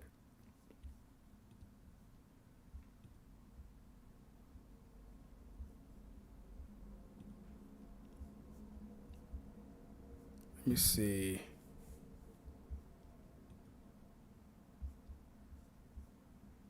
Okay, here we go. Yeah. Let me keep going. All right. He says, I'm curious as to why you think higher strength automatically grant. Oh, no. Let's go up. He's a 3D being, therefore he is subject to all 3D phenomena that can interact with him or affect him. And again, this boils down to 3D AP and how much of it would take to hurt him. Are we agreeing on that? He says, I'm curious as to why you think higher strength automatically grants immunity to heat. Thermal resistance and physical durability aren't the same thing. Your question kind of assumes that there is a level of strength you get to where you're unaffected by heat. I do believe there is a level of general strength, not like lifting strength or anything like that, but we're not going to sit here and say the one above all is going to be dying by fire. We're not going to sit here and say Galactus is going to die by natural 3D fire. We're not going to say that. It doesn't make fucking sense. So I say, well, it's power overall we're talking about. Like, would the one I even use that example. Would the one above all be killed by natural earth fire, even though he's never shown heat resistance? Obviously not. He outscales any earth fire that can be produced. Yes, if you reach an echelon of power, basic heat shouldn't affect you. Fact. And I'll stand by that. I will stand by that 1000%. If you reach a certain echelon of power, basic heat, 3D earth fire should not affect you. Maybe magical fire, sure, conjured by Doctor Doom. Maybe Stark Tech fire, sure. I don't know why, but sure, Stark Tech fire. Natural earth fire? Hell to the no. That should not affect you. It should not do anything to you. All right. Isn't Toba? I don't know who that is. Isn't Toba have a higher existence overall? So you're pretty much saying if you're powerful enough, lower dimensional heat shouldn't affect you. Why? What is the echelon of power that one gets to make them immune to heat? Why shouldn't it affect you once you reach it? So this is when I pivot because like I'm trying to get him to understand the dimensionality scaling, how I look at it. So I tell him I look at it like this. A static image and drawing of fire can burn a stick figure, right? A static image and a drawing of fire can burn a stick figure because that's a 2D being interacting with 2D fire. But it could never harm me because I'm a 3D being. Their fire would not burn like our fire. Their fire would not give off heat like our fire, right? I can recognize that there is a fire on the paper, but it would never interact with me the way it does the stick figure. I outscale it in everything. I outscale the fire. Like a 2D nuke, I outscale it. A 2D knife, I outscale it. A 2D gun, I outscale it by virtue of my existence. It can't interact with me. It can't cause me 3D physical harm. It can't. To cause me 3D physical harm, the 2D being would have to come out of the second dimension and interact with me, or create a weapon or a phenomena that can come out of the 2D dimension and harm me. That's the only way it's happening. He says that's due to being fundamentally and ontologically higher existence. Thor has higher dimensional power / strength. Not that he's fundamentally or ontologically higher dimensional. For example, imagine that stickman reaching out of the paper and being able to smack your finger away. Nice. So that's literally how dimensional scaling works, no? So Thor being able to affect 5D beings doesn't change his 3D nature. Got him again. 2-0. Let's do that again. Let's do that. We'll do it quick. A static image drawing of a fire can burn a stick figure, but it can never harm me because I'm a 3D being, right? He says that's due to being fundamentally and ontologically different, higher existence. I agree. Thor has dimensional scaling / strength. Dimensional power / strength. Not that he's fundamentally or ontologically higher dimensional. For example, imagine a stick figure reaching out, yada, yada. Yes, cool. He smacked your hand. Cool. But that's literally how dimensional scaling works, no? So, Thor being able to affect 5D beings doesn't change his 3D nature, right? He says, imagine, for example, that the stick figure reaches out of the paper and smacks your hand. Well, guess what? The stick figure that just smacked my hand, he cannot use that same hand, the one that smacked me outside of the 2D world, to interact with his 2D stick figure friends and beat them up. He can't. Because now that's a third dimensional hand interacting with a 2-dimensional world, right? He would not be able to hurt them. If the stick figure could do that, now listen, if the stick figure could do that, he would have 3D AP. Even still, a 3D punch wouldn't hurt a 2D stickman. Kind of funny, actually. So I hope that makes sense. In his scenario, the stickman comes off the page and smacks my hand away. Cool.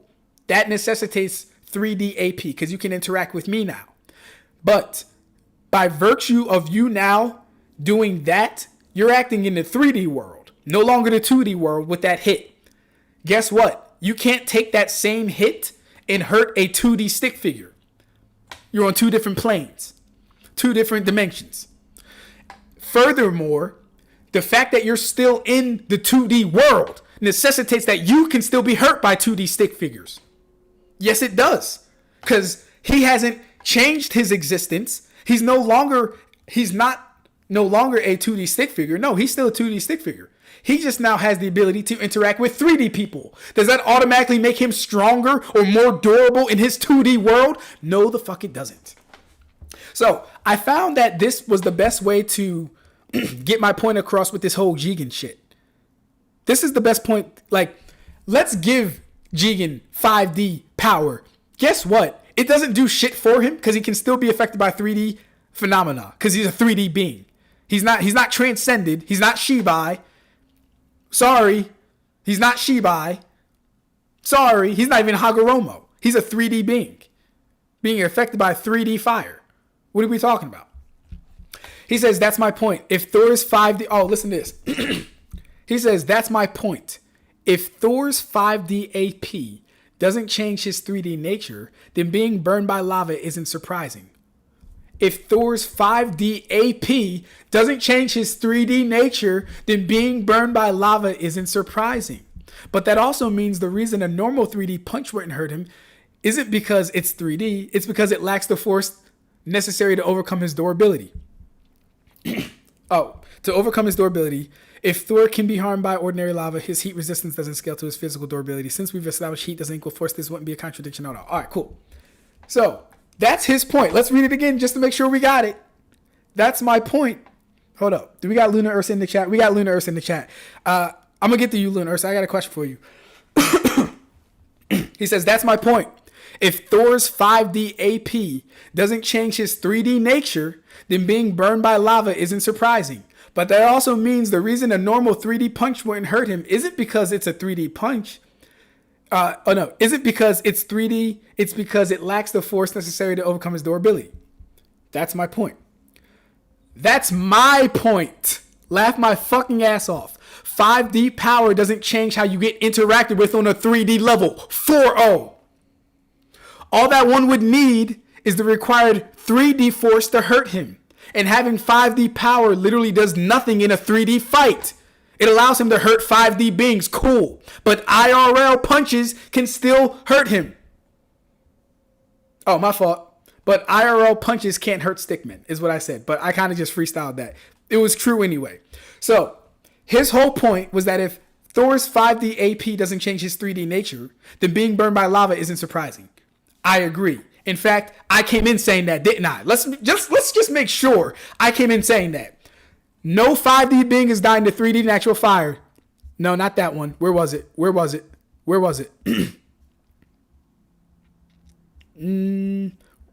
did I say I'm implying? I can't find it, but you guys know I was talking that shit. Anyways, that's literally what I came in saying. Okay. That's literally what I came in saying. 5D power does not stop you from getting hurt from 3D beings. 5D existence, that's something else. We haven't seen that though. He says you still haven't proven 3D level force can affect him. This is basing it off lava. When we've already established heat doesn't equal force from what he's shown, he has 5D striking strength and durability. All right. So what does 5D striking strength do when he's fighting a 3D character? Exactly. What does it do? Like I said, can he punch you in the future? Can he punch you in the past? Can he punch you from a different timeline? Can he punch you from the same timeline at a different time, in the past, in the future, all at the same time? If he can't do any of that shit, 5D strength only means he can affect 5D creatures. That has no bearing on a 3D creature though. Tell me how his AP actually gets higher by having 5D striking strength. You can't. Again, he's a 3D being.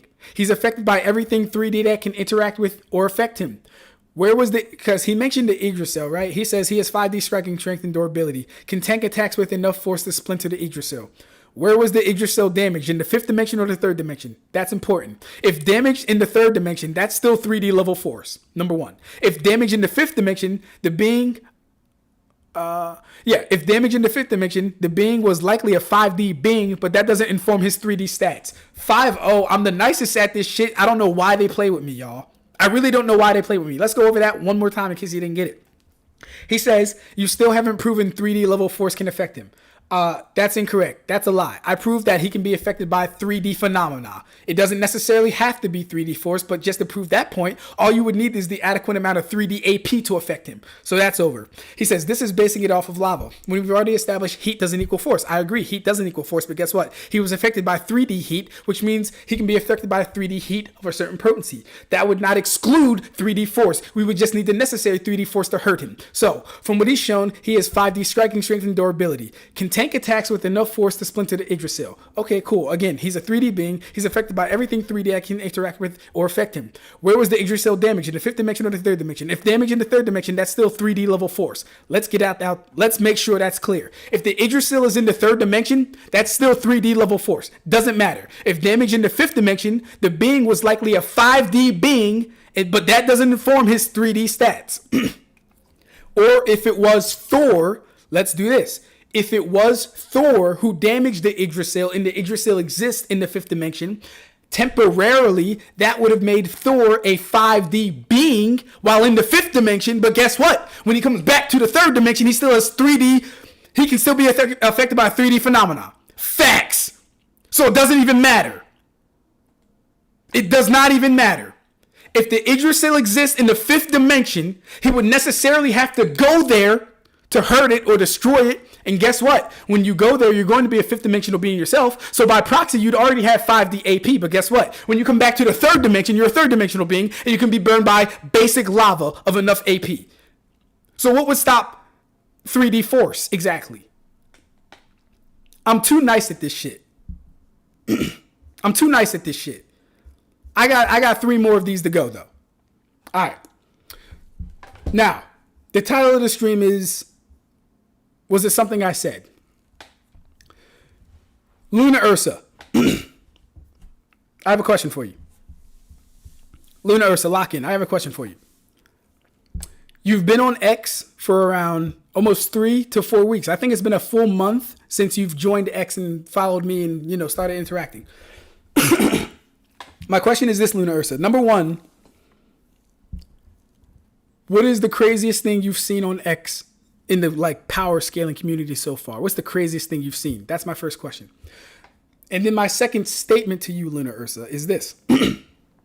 Have you noticed that people don't engage with you? Have you noticed when you start a conversation, it'll only go but so far and then they run away, they disengage, they flee, they get the fuck out of Dodge? Have you noticed that?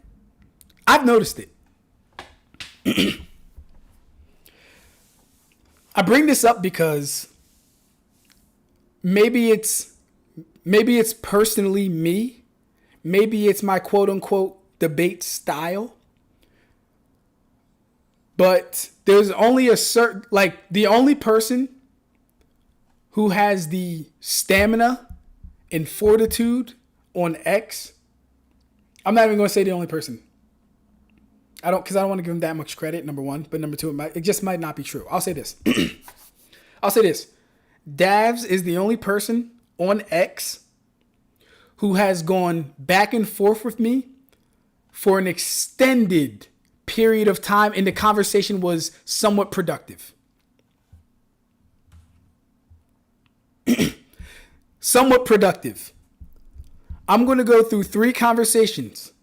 And we're going to take a look at those. Luna Ursa, please answer my question. Oh, yeah, well, hold up. Dimensionality has nothing to do with AP. I keep saying, yes, correct. 1,000%. 1,000%. It's not that big a deal. It's not what you niggas make it out to seem it is. It doesn't mean anything. If you had to defend this, you couldn't do it. Because you don't have anything to anchor it to. You have nothing to anchor it to. When a 5D being punches something, it's not fading out of existence. Nothing like that is happening. Anyways, I've noticed that in Luna Ursa, do I have your permission to go through some of your posts on X and review those? Do I have your permission to do that?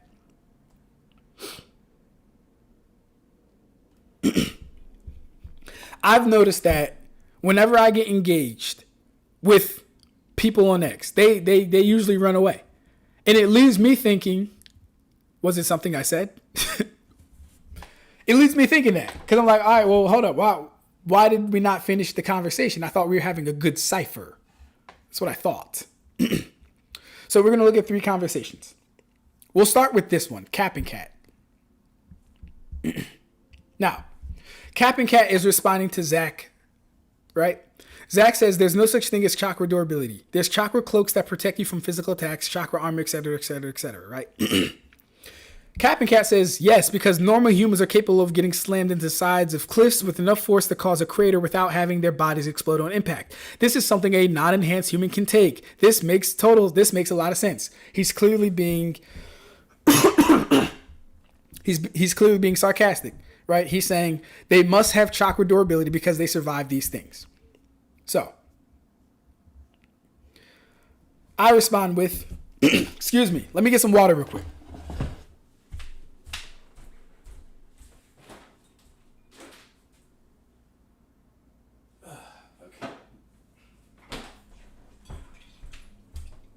Some juice.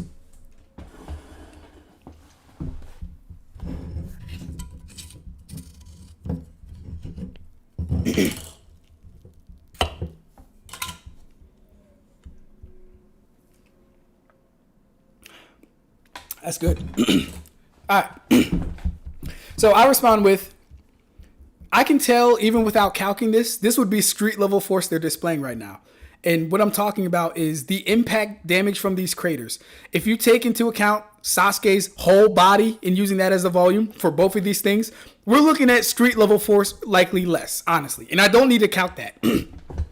When you do this enough, you can start eyeballing this shit and be like, oh yeah, no, that's around building level. That's around street level. When you start doing a lot of calcs and start seeing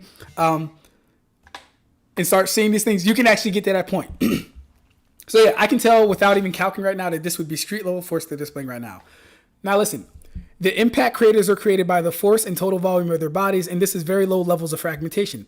Definitely not chakra enhanced, but I don't know why y'all think their base would be human level. Now, this is me actually sticking up for the fucking verse. When I set out on this whole Naruto durability thing, my goal was never to say these guys were human level. I might joke around sometime, but that's never been my goal to say they're human level. These guys are putting them at human level. Crazy to me. Capping Cat says, if their base is beyond human and they boost their durability with chakra, then they're enhanced. Let's analyze how that doesn't make sense to anything that I just said. I said definitely not chakra enhanced, but I don't know why y'all would think their base is human level. He says, if their base is beyond human level, okay, and they boost their durability with chakra, then they are chakra enhanced. Well, you could have just took away the middleman and said, if they boost their durability with chakra, then they're chakra enhanced. I don't know why he said that. I don't know why he went around did that roundabout way of saying that. Anyways, I say this. If their base is beyond human, they could survive this without being chakra enhanced. Your point rests on them surviving this because they are enhanced, but if their fictional bodies are just that strong, it doesn't have to be the case. You're basically assuming a mechanism to account for an unknown. So what I'm basically saying is, if their base is in fact beyond human, then they could survive this without being chakra enhanced. Cap and Cut's point rests on them solely being chakra enhanced, hence why they survived it. But if they're fictional bodies, mind you, these are characters. We're going to get into this when I get into my presentation. These are characters created by the author. If their fictional bodies are just that strong, it doesn't have to be the case that they're using chakra. You're basically assuming a mechanism to account for the unknown, which is them surviving. You're basically assuming a mechanism to account for X. Cap says, no, because we know that when they are low on chakra or not defending themselves, their durability lowers. All right. So this is what makes it hard to interact on X. Like when I say something like this and you just say no, this is how I know, like in a real life conversation, a lot of these guys, for example, I don't know if you guys have seen the debate with Cap and Cat and Jordan, and Cap got called out there because he only does online shit and I do the shit. Well, he got called out there, but this is the shit I'd be talking about. So I say, if their fictional bodies are just that strong, they don't have to be using chakra. You say no, because we know that when they're low on chakra or not defending themselves, their durability lowers. Where did that come from? Where did that come from? See, I can tell this is jumping into a script. I can tell he has this pre-planned because that doesn't address anything I just said. So I say, don't know who we is, but I've never seen someone become less durable when low on chakra. The same thing goes, the same things that would hurt them at less or half chakra would hurt them at full chakra. Facts. Naruto would get killed falling on rocks at full chakra. Kasami gets pierced by swords in kunai at full chakra. What are we talking about? So we go to the Obito example. And I'm going to tear this example to shreds when I do this presentation. He says Obito was able to stop a sword swing with just his body when at full chakra, but gets gutted when completely fatigued and on the verge of death. So his examples is Suigetsu slicing at Obito and nothing shaken versus Minato slicing at Obito and him getting cut. Okay. So I say, so again, you're assuming a mechanism to account for X. What you need to do is demonstrate that chakra actually made the difference in both situations. It could just be the case that Suigetsu has lower AP than Obito's durability and Minato has higher. Cap says, so you agree that the potency of the character wielding the weapon is what matters. Cool, then this entire thing is pointless. The whole Naruto character is having bad durability because they get damaged by kunai and sword debate debacle is done. No, I put forth a single reason why it could be the case, which is all I need to do to counteract you thinking it's by chakra. You didn't prove why chakra was the case, which is your argument. There's plenty more reasons why Suigetsu failed to cut Obito. By the fucking way. He doesn't respond to this, which is absolutely fine with me. I'm used to people not going back and forth with me. It's not a pleasant thing, to be honest with you. It's probably not. Where were we? Okay.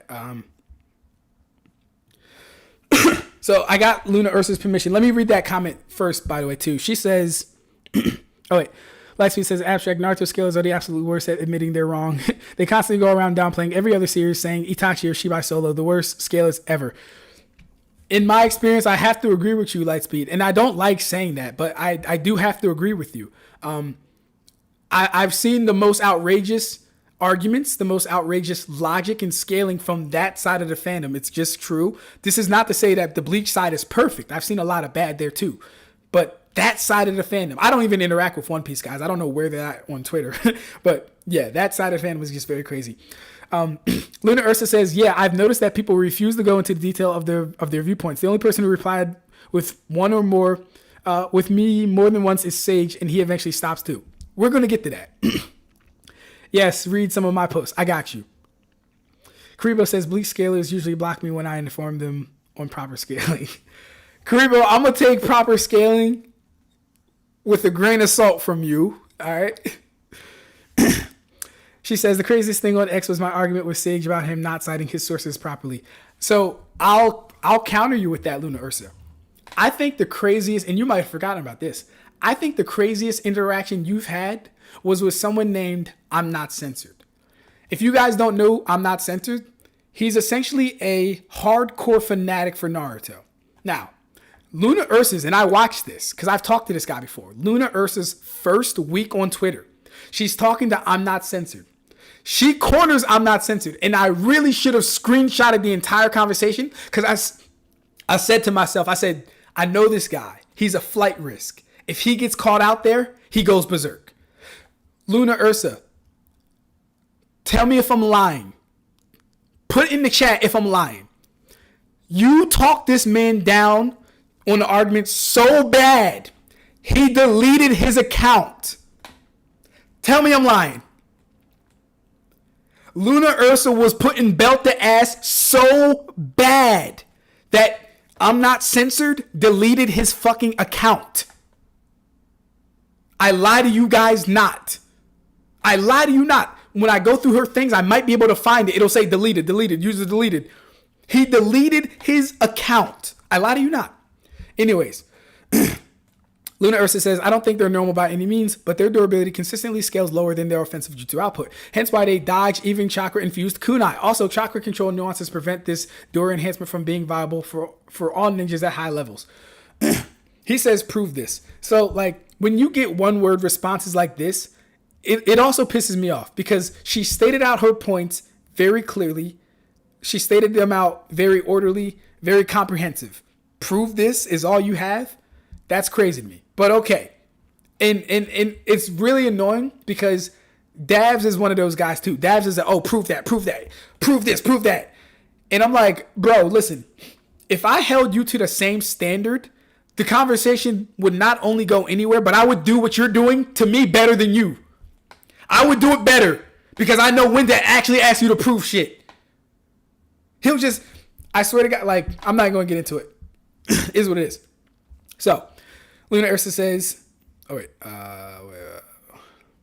prove this. Luna Ursa says, okay. Chakra control functions as a nuance that manipulates the outcome of a jutsu by rationing chakra and distributing it in a certain way. Facts. Specifically, each ninja can't scale to one another because each ninja produces and then after rations chakra differently. Ebisu shows this. True facts. If chakra ratios aren't even the same per practitioner, it's unlikely that every person with some vague amount of skill in unknown fashion or type can be said to replicate what someone else did. No one else is replicating Sakura's chakra control feat, for example. That's just the first example. I have many examples. That's just the first example, though. All right. So now notice this. He says, this is dead ass just a bunch of word salad. What you're describing is the same for literally every energy-based power system. I have a word for this. I have a word for this. It's going to be introduced formally in my presentation. It's called mechanics projection, right? He says what you're describing is the same for literally every energy-based power system. That's not true. That's a lie. That's not true. He's telling lies right now. Aizen is stronger in Moriyaku plus more skilled than Renji, so he'd beat him and perform better feats.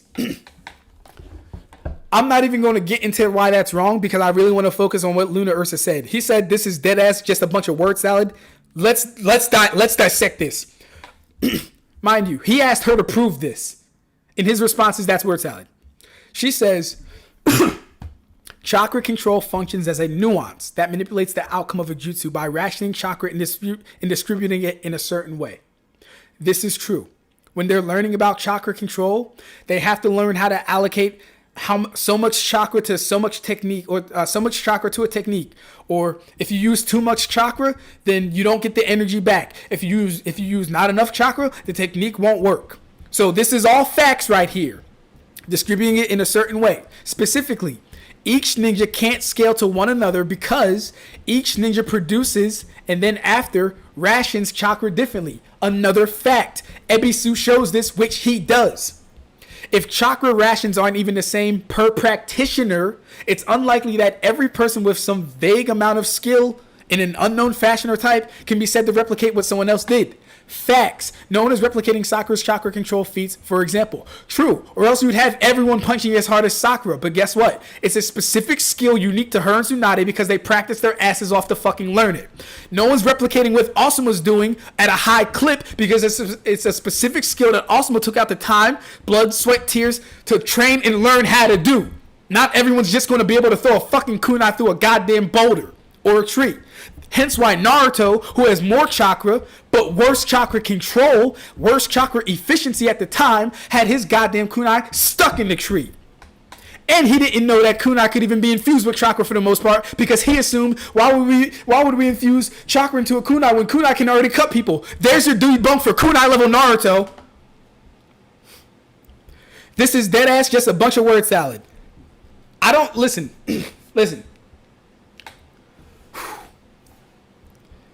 There's very few times when I don't like people, bro. I don't like Capping Cat. I don't like that. That's word salad. So you ask her to prove it. She goes off. Proves everything she fucking said. You call it word salad. And then you try and compare it to Bleach. When it's nothing like Naruto. Aizen is stronger. Aizen has stronger in Moriyaku plus more skill than Renji, so he'd beat him and perform better feats. All right. So what you need to do is find that 1-to-1 ratio example of in Naruto and Bleach where exactly the same thing says happening. By the way, I'm going to save it for the presentation because I'm getting hyped right now. Anyways, not exactly. In Naruto, the outcome of the same jutsu being performed is not going to be the same between users due to this nuance of efficiency. What I'm saying is that we can't scale across users of chakra because each user has different style of using chakra and rationing it. Facts. This is why Naruto is not a series that scales vertically. We're going to get into it.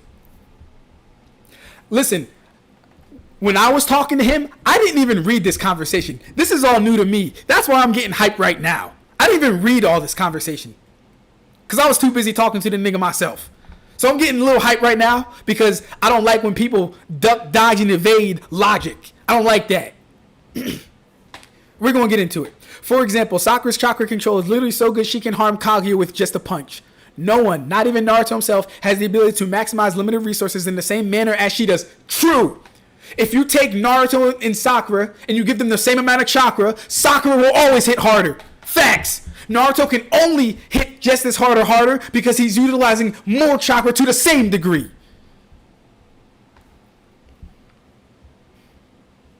And even then, we need feats to confirm transferable skills. Chakra as a system is presented in a way that makes us have to question what each ninja is authentically capable of, as assuming abilities transfer across the verse provides bad results. For example, chakra enhanced strength doesn't scale equally across ninja. It's like I wrote this shit. I swear to God, the spirit of Ab-Stract possessed Luna Ursa, and I was penning this shit too. I was right with her. It's like I wrote this shit. I'm not gonna lie. She actually does this. So it's funny. She does this argument better than I do. Hey yo, Luna Ursa, you going to fuck off. You do this better. You do this argument better than I do. I'm actually going to have to cite you when I do the chakra vertical scaling portion. I'm bookmarking this shit. No lie, you actually break down this portion better than I do. And it's funny because I think I'm the person that pioneered this shit, and you do it better than I do. But hey, shout out to you, love. Anyways, I think that's the end of y'all conversation. Let me see though. Okay. Lastly, other verses are more explicit in how abilities are transitive. We see people using Shunpo, the same technique as a universal combat technique. Facts. Everyone can't use body flicker and have their senses not going all over the place. We literally see that Sharingan users can do it, and people that have high enough reflexes, like Minato and the 4th Raikage. Body flicker is not an all-inclusive technique that they can all just do, which is why you don't see a lot of people do it. So we can roughly scale them in Naruto because of the nuances of needing chakra versus expending it versus programming it. Problems. He doesn't respond. Now let's go to some other egregious shit that he says to me. Not to me, but I was a little like, whoa, all right. Let me see if I can find it.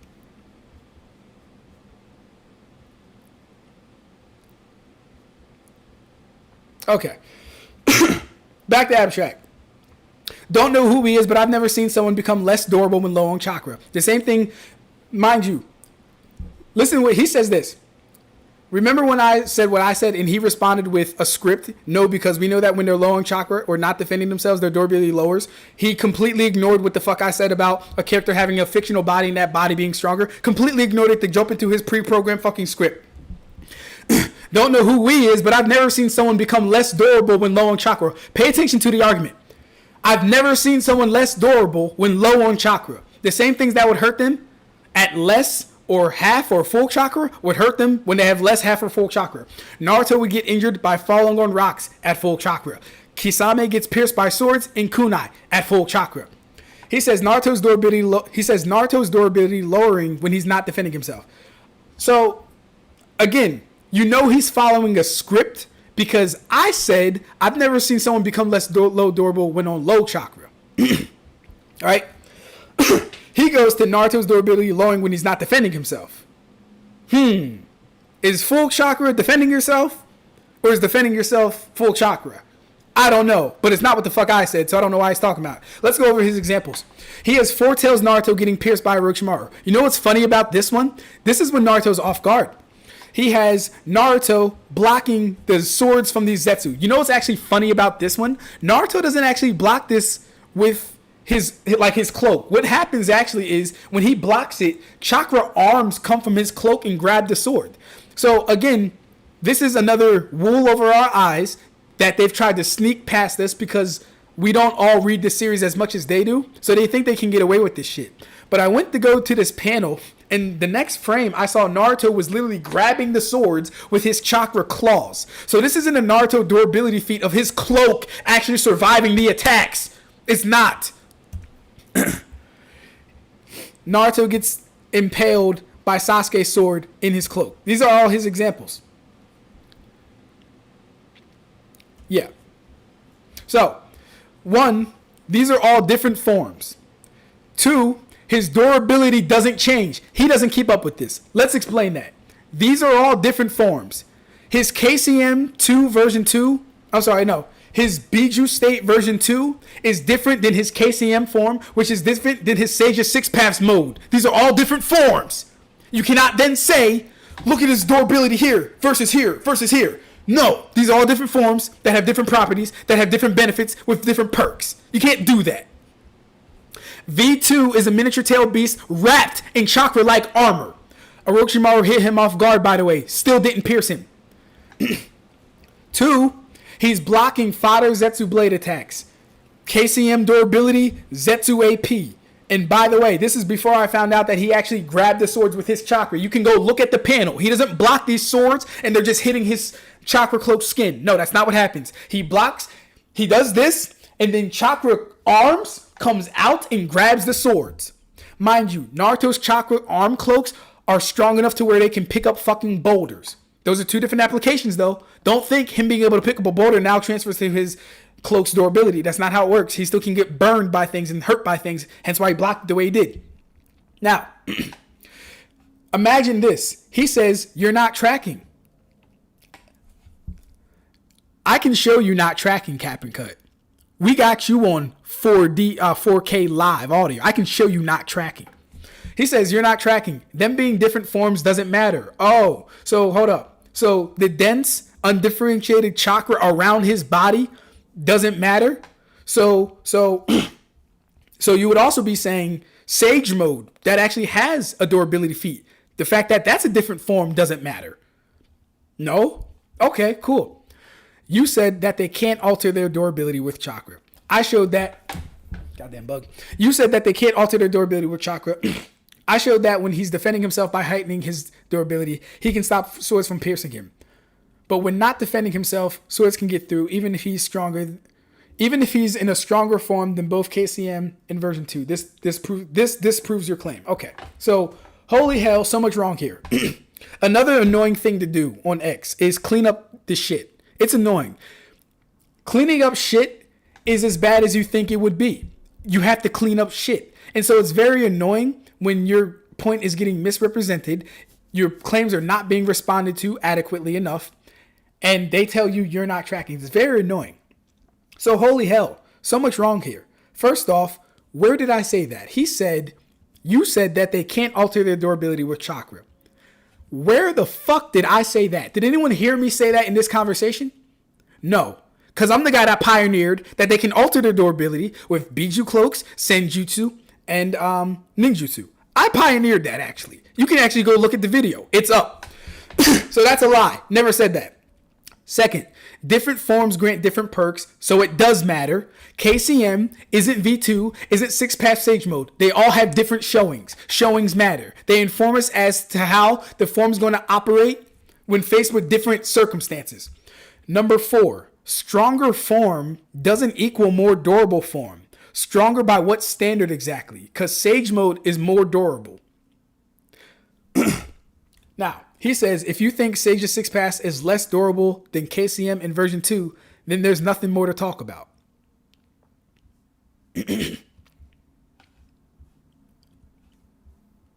That's what he says. Hold up. Yeah, that's what he says. So then we get into another cipher. He says, it's stated that Shinobi use chakra control to amplify their defense and attack power as stated as standard use of chakra. I don't want to cover all this because we're going to get into this shit. I'm going to obliterate this shit. This is going to be bad. But I'll just say this. That's not what that is saying. He's making a comparison. That's it, and that's all. I'm going to control your energy like how ninja use chakra control to control their energy. Nowhere does he say ninja are... Goddamn bugs. Nowhere does he say ninja are doing this. Even if ninja are doing this, it still proves terrible durability. It amazes me. It actually astounds me how people don't understand that if what Amado is saying is true, this doesn't really help the verse. it still proves terrible durability. Anyways, he says, no, they are specifically referencing the ability to allocate chakra in either offense or defense. If this was just general controlling of energy, then there would be no need for him to use shinobi as point of reference since neither of them are shinobi, and Kawaki can already control energy since he has the karma and is an Otsutsuki. It's clearly implying that the specific notion of allocating power to durability, goddamn, is something that is likened to how shinobi use their chakra. Okay. Talk about word salad, right? Anyways, the question is, why would either of them have to be shinobi for the example to make sense? He clearly can't control his energy, hence why Amado is doing it for him. I'm not even saying that it's impossible, but that's not what Amado is saying. He's only making a comparison. Let me put this away real quick. I'll be right back.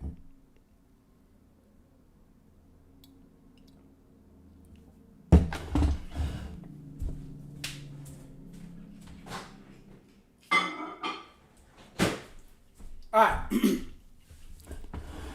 We got 2 more conversations to go through. So I want to clear this up. Now,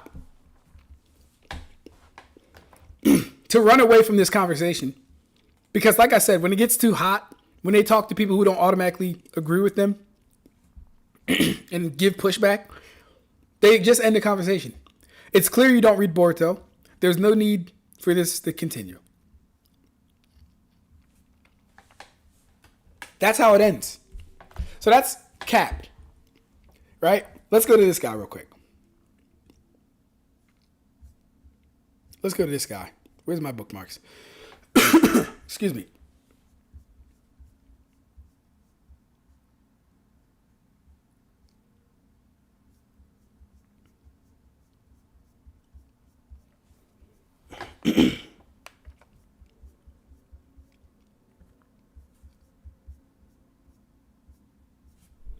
Where is he at?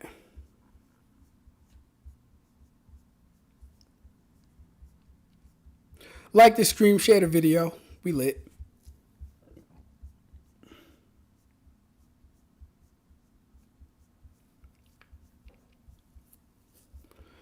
All right, all right.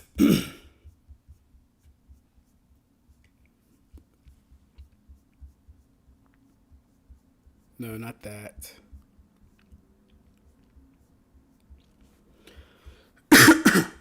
Excuse me. I know I bookmarked it. Where's it at? Come on.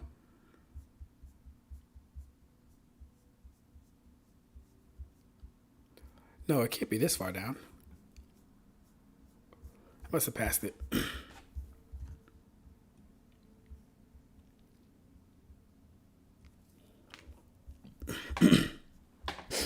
All right, so that was Capping Cat. We have a conversation with Sage, and I'll check out Luna Ursa's too.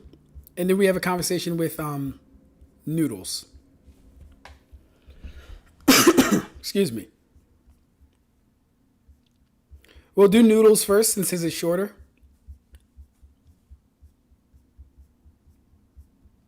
And then we'll talk to this guy, Sage.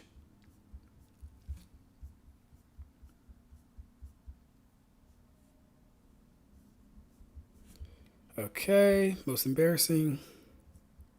Tensei. Stavs. That's the chakra conversation. Is it in here, bro? I know I saved it.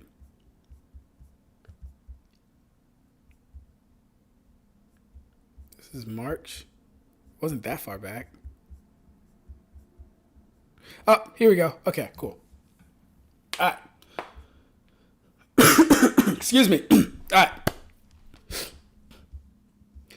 So, this conversation isn't about Sage, but I comment under said.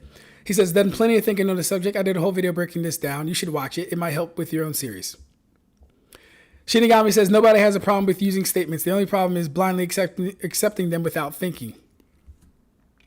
So, this guy, Bread, don't know who he is. This is the first time we interacted. He says, the thing is that it's very easy to differentiate between actual statements and hyperbole, like Kurama having planet-destroying power versus Tamara blowing away the universe. The irony is that both are hyperbole, and this is the issue. So, He says it's very easy to differentiate between actual statements and hyperbole. The irony of both of those goddamn statements being hyperbole. This is the issue. He says it's not really. He says it's really not. Kurama having that level of power doesn't contradict the story, while the Tamari statement would. The question is this. What about Tamari would contradict the statement that Kurama... What about Tamari would contradict the statement that Kurama has shown wouldn't? That's my question. I should have asked that. Cool. I didn't ask that, though. I said, okay, and what planetary showing does he have?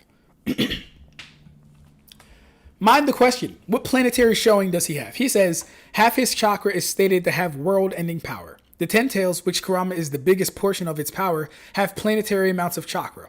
Also, when the 10 tails became the tree, the energy of it spreading its massive roots is planetary. Okay, cool. Wow. A lot of things going on at once here.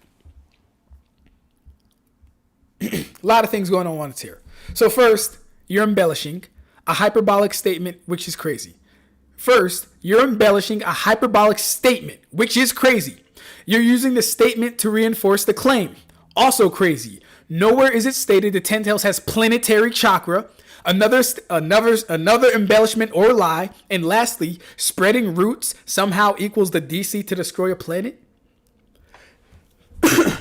This is what I be talking about when I say the Naruto scaling community.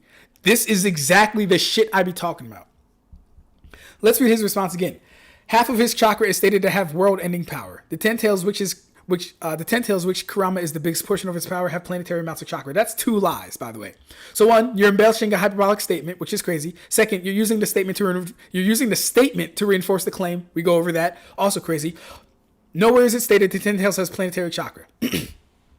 Now, the 10 tails have been stated. Listen to this, guys. The 10 tails have been stated to be planetary so many times. It's crazy. Also, the energy of the roots casually spreading across the planet is planetary. The 10 tails screamed and caused a multi-continental explosion. Let's look at his evidence. Look, the sensing sphere it's like it has become its own planet. This is impossible. It's like it has become its own planet. Did anyone hear them say it had planetary chakra? I don't need to do this song and dance. You already know the answer. You'll just measure that it can't be measured. Cool. So that's the 10 tails chakra. You'll just measure that it can't be measured. Nowhere is that saying, stating, suggesting, or intimating planetary's level of chakra. You don't even know what the fuck that means. Okay. So I have to ask the young man, do you know what a simile is? It's planetary about the trees. It's planetary AOE, not planetary AP or DC. Why are you telling me about 10 tails feats when the statement is in regards to the 9 tails? Also, please show me the scream that yielded multi-continental DC, or don't, since this is about 10 tails, either or. Don't know why he's bringing up 10 tails, but again, this is not about him. This is about Mr. Noodle.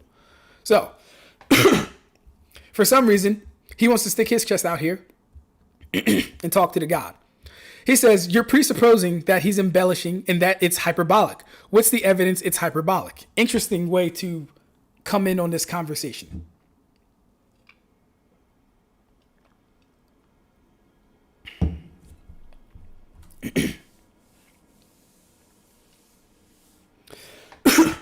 We got Valkyria in the chat. Shout out to Valkyria. How you doing, love? We got Chris TV 70 in the chat. Shout out to you. All right. We got NNOFS in the chat. Shout out to you. Tay says, Hebrew Israelite Christian voice. You all right, bro? Right.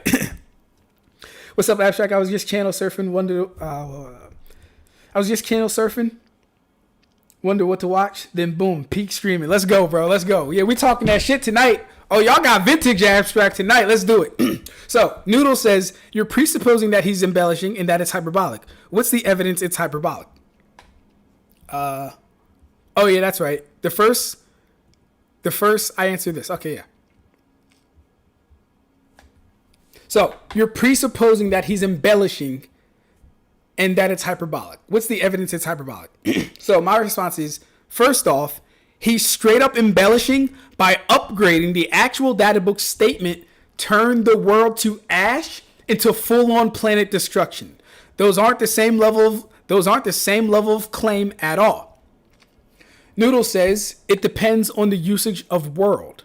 World has several definitions, so context would determine the interpretation. There are 3 separate statements for the Nine-Tails being able to destroy the world. First one says he can turn the world to ash. One definition of world is the earth as we know it. Second one says the Biju bomb has earth-shattering destructive power, so that indicates it's more likely referring to the prior definition, and this statement is more clear than the first one. Third one says his Biju bomb has the power to blow up or blow away the earth.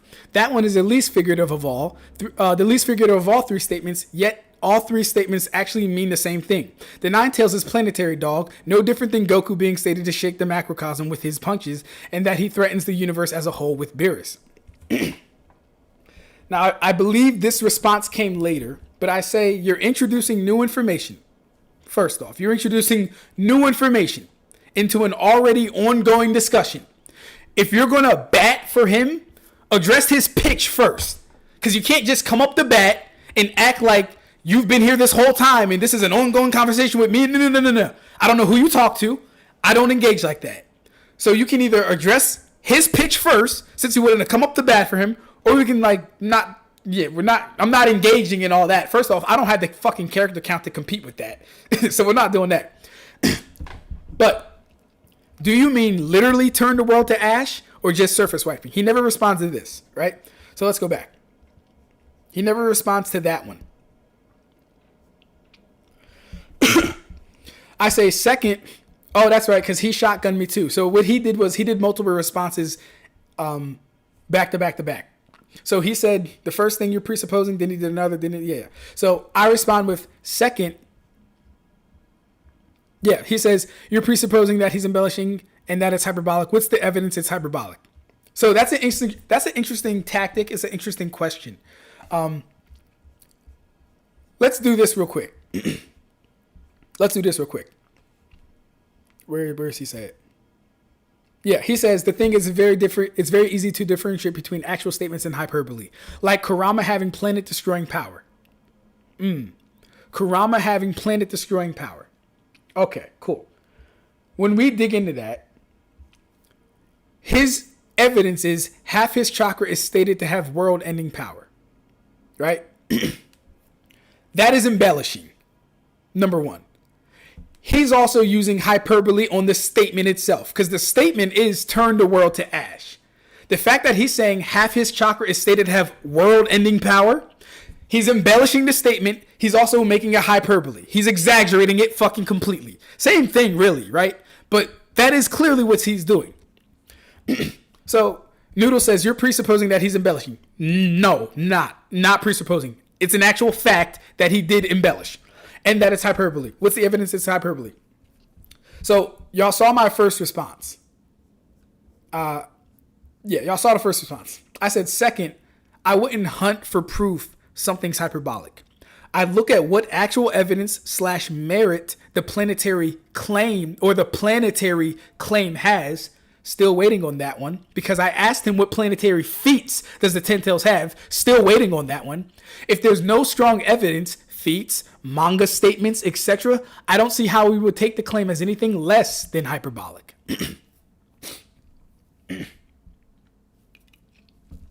Noodle says if there's no strong evidence. So let's look at his strong evidence. He thinks this is strong evidence, by the way. Look, the sensing sphere. It's like it has become its own planet. Okay, when has amount of chakra equaled AP? Can someone tell me that? Can someone get a calc for amount of chakra equaling AP? Can someone get that for me? Can someone tell me the value of a single fucking thing of chakra? No, you cannot. So this means nothing. Absolutely nothing. And it's the fucking Ten Tails. Don't know why they keep showing me the Ten Tails when we were talking about the Nine Tails. Let's go. His second piece of evidence. I have no idea where this comes from. He clearly used Google AI overview to translate this, so I really have no reason to trust it either. But nonetheless, it says tailed beast ball, a deadly attack by a giant monster. Its power is so great that it can even blow away the earth. Okay, so no idea where this scan comes from. Number one. Number two, unbacked statement. Number three, not manga. Why should I take that? His third piece of evidence. Again, don't know where this comes from. He had to translate this by not a professional. When the beast's chakra sieves, the earth quivers and the heavens shake. Earth-shattering destructive power. Clearly hyperbolic. Clearly hyperbolic. When the beast's chakra sieves, the earth quivers and the heavens shake. That's not flowery language. That's not writing with flair. Those aren't literary devices. Earth-shattering destructive power. Oh, but that one's real. Out of everything said, we should take that one as the true statement, right? Because earth-shattering destructive power. When the whole thing is quoted, though. Yeah, no. This is terrible evidence. This is terrible evidence. I'm not reading all this. Actually, I might. Oh, okay, yeah. Here we go. Sealed inside Naruto is a powerful force that could easily turn the world to ash. Okay, cool. So, again, what's the evidence of this? What's the evidence of this? Are we like, what? Why should I believe it? Why should I believe it? So, I say, these might work for you, but I wouldn't consider this strong evidence. I use on-panel feats and scaling to justify claims. Statements work as good tools to corroborate a feat, but I don't take statements in and of themselves as true. They could be true, but must be vetted. So he says, I wouldn't hunt for proof something is hyperbolic. He's quoting me, right? I wouldn't hunt for proof something is hyperbolic. Then your claim that is embellished or hyperbolic dismissed via Hitchens razor is, I'm guessing, what he meant. So he's saying, because I wouldn't hunt for proof something is hyperbolic, then my claim is now dismissed via Hitchens razor. Claims made without evidence can be dismissed without evidence. By that same virtue, you claiming the Nine Tails is planetary also has no evidence. Mind you, you cannot use statements to reinforce the fucking claim. I'll say this again. If something is stated and it's all it has, that's its own backing, you cannot then appeal to that goddamn statement as your barometer or your anchor for fact and truth. We only know the statement exists because it says it. You then can't appeal to it and say, oh, well, it's true because it says it. No, where's your fucking evidence?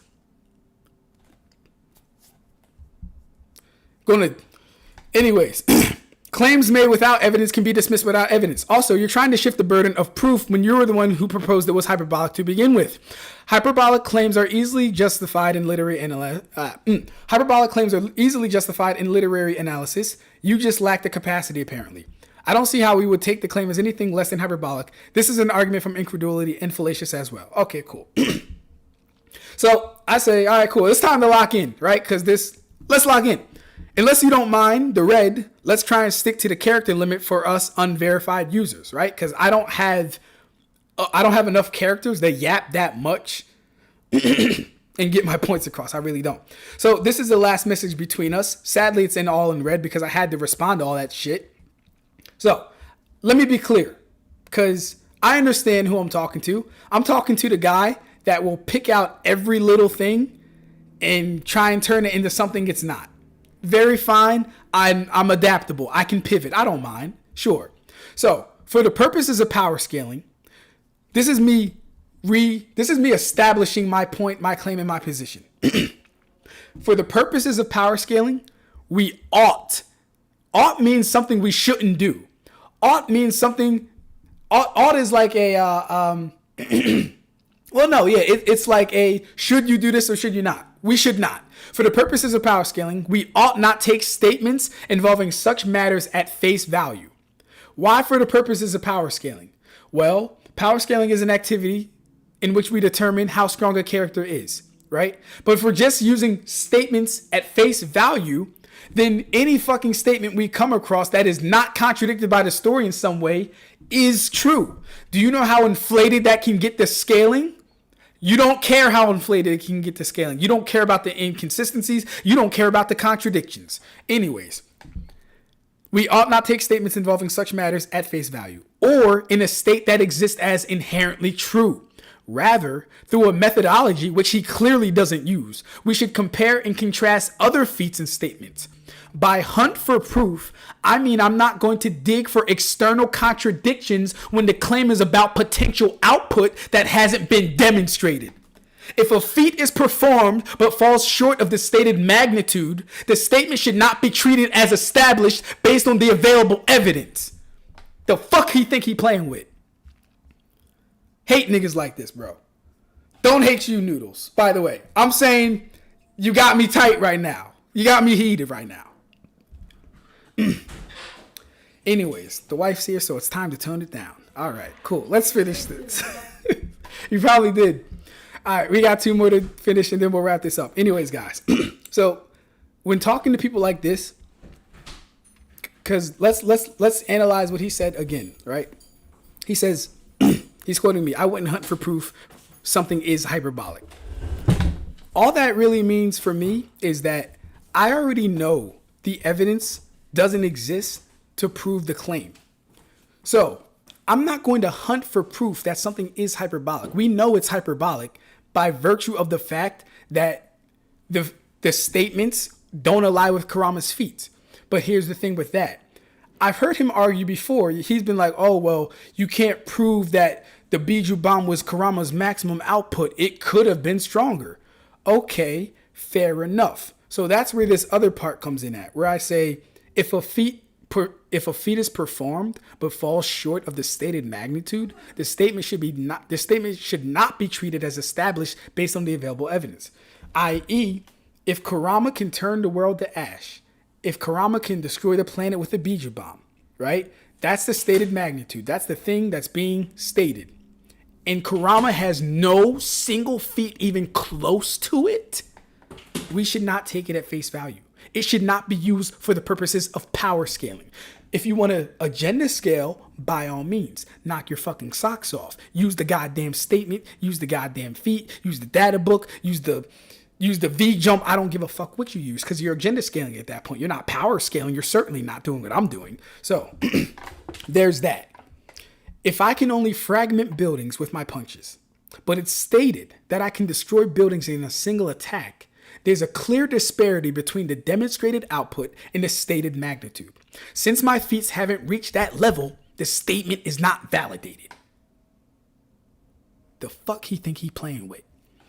I'm not arguing that the statement must be hyperbolic because, again, we're dealing with a guy who likes to get petty points, right? Me saying it's hyperbolic is me just saying that the statement hasn't been fucking proved. So obviously they're over-exaggerating it. Proof it's hyperbolic. Proof it's hyperbolic. Fine. Fuck you. I'm not saying that the statement must be hyperbolic. My point is that it shouldn't be treated as established without sufficient supporting feats or context. The Nine Tails being planetary could be true, but I don't think the showings thus far prove it to be true. That's a fucking 30 on your head, and you didn't respond. I wouldn't have responded either, because what do you do after that? He doesn't respond after this, by the way. There's nothing to respond to. All right, let's wrap it up with Sage. It's 8:59. What's my laptop on? Hold up. 10%. Let me go grab my charger real quick.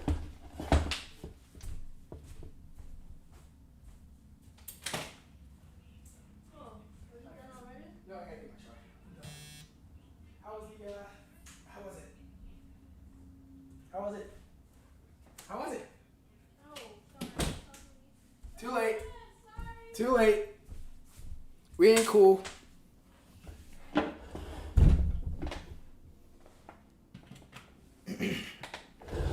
I don't know why these guys play with me, bro. I don't know why they do. We got Kino in the chat. What's good, Kino? How are you? You didn't get the notification at all? That's crazy, bro.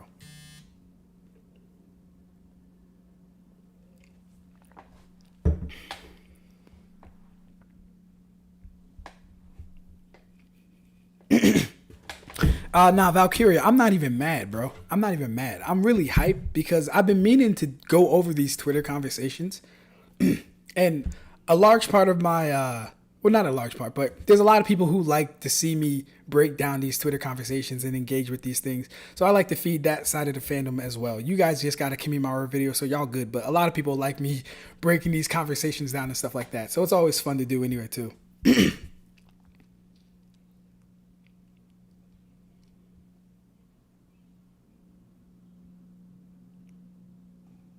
All right, cool. Also, so we'll go over Sages, and then I'll look at some of Luna Ursa stuff. Let's try and be done by like 9:30 though. Sage's is short because he stops responding too. Chakra, right? All right, let's do this real quick.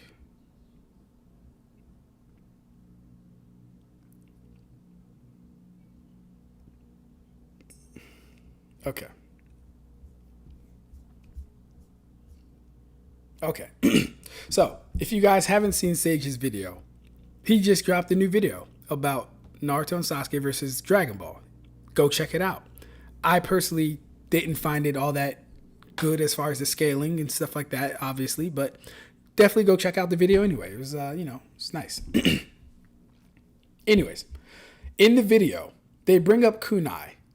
They bring this up, and I'm paraphrasing here, but they say something to the effect of Naruto characters have a different... There's two types of durability. There's hardness and there's toughness. Naruto characters aren't very tough or some shit like that, right? Basically, he's saying that they're durable to blunt force damage, which is also not true. But anyways, they're durable. They're durable as far as blunt force damage, but they're less durable when it comes to stabbing, piercing, and cutting attacks. So I watched that part like maybe about 3 times to make sure I'm not making a mistake, because I told you I like to be on point. So I say, you guys unironically admit the versus kunai level. All right, let's get into this. Sage says kunai that harm or threaten the high tiers are being thrown/stabbed at FTL speeds. Okay, that's crazy. He says, 2, there are different kinds of durability. Oh, here we go. There are different kinds of durability. Naruto characters have exceptional toughness, but rarely have great hardness. Oh, I was right. It was hardness and toughness. Funny. Then he says, weapons like kunai are often strengthened with chakra when used. Now, here's the thing. I was prepared when I initially, because here's the thing, right? When it comes to us other content creators, for the most part, I do my best not to step on people's toes. I do my best to do that.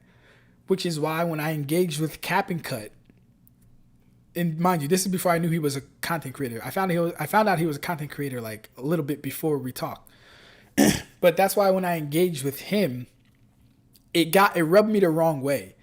Like, when people tell you don't read the series, it's like it's almost the biggest form of disrespect you can say. You don't read the series. I've never told anyone that, because I would never be that disrespectful to tell. Like, I'd rather call you out your face as far as this power scaling stuff is confirmed than to tell you don't read the series. That's more insulting to me personally. I take great offense to that, being someone that has covered Boruto live. Being someone that knows Naruto scaling better than 99% of these niggas. So it's very annoying dealing with other content creators, because you can run into shit like that. Right? So when it came to Sage, when he responded with this, I was like, all right, do we want to do this? Like, I commented on the video because I thought it was funny they didn't address kunai level. I didn't expect him to clap back with this, because this is a lot. These are a lot of claims here. What are we going to do? Okay, well, you know what? Let's just do it. I don't have the opportunity to engage with Sage a lot. We'll probably never have any type of formal debate or discussion, primarily because our scaling philosophies are like heaven and earth, water and oil, just on 2 different spectrums completely. So we'll probably like never talk. So Twitter is probably the closest we'll ever get. So let's just do it. Fuck it. So I said, who are the high tiers, and why do you believe kunai are being used at FTL speeds? His answer is anyone KCM1 Naruto and faster is light speed. Kunai and other projectiles are generally faster than the users, so anyone on or around that tier is going to be using them at FTL speeds. Interesting. It took me a while to process that, because this is one of the last responses that I expected, honestly. So let me just tell you guys my thinking in this moment when I saw this message. He says, anyone KCM1 Naruto and faster is light speed. By the way, let me give you guys some context. In that video, in this video right here, he had base Might Guy at light speed.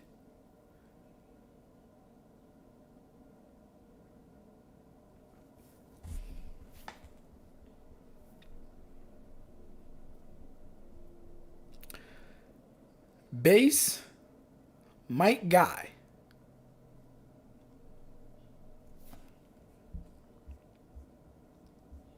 Anyone KCM1 Naruto and faster. Okay. So, according to Sage, Base Mike Guy is KCM1 Naruto speed because he was able to keep up with Obito. That would make Obito and Kakashi also KCM1 Naruto speed. Okay, cool. Let's see who scales to them. That would make Kisame light speed because Kisame was able to fight and keep up with Mike Guy. Okay, cool. Let's see who scales to Kisame. Aoba, the guy with the glasses, the leaf ninja with the orange and black frames, he was able to injure Kisame. So, therefore, he's also light speed because what do you say? Yeah, kunai and other projectiles are generally faster than the users. So anyone on KCM1 Naruto's level is light speed. All these people can hurt each other, right? Given that Naruto doesn't have a higher tier of vertical scaling, all these people can hurt each other. So then everyone's light speed. Funny how that works. Very funny how that works. That's what my initial thinking was. And mind you guys, when he said this, I had a whole elaborate plan to expose this stupidity, right? Sage, if you see this, take no offense. This is just my raw thoughts. I had a whole entire plan to expose the stupidity that this comment entailed. Anyone KCM1 Naruto and faster is light speed. Therefore, everyone's throwing kunai at light speed.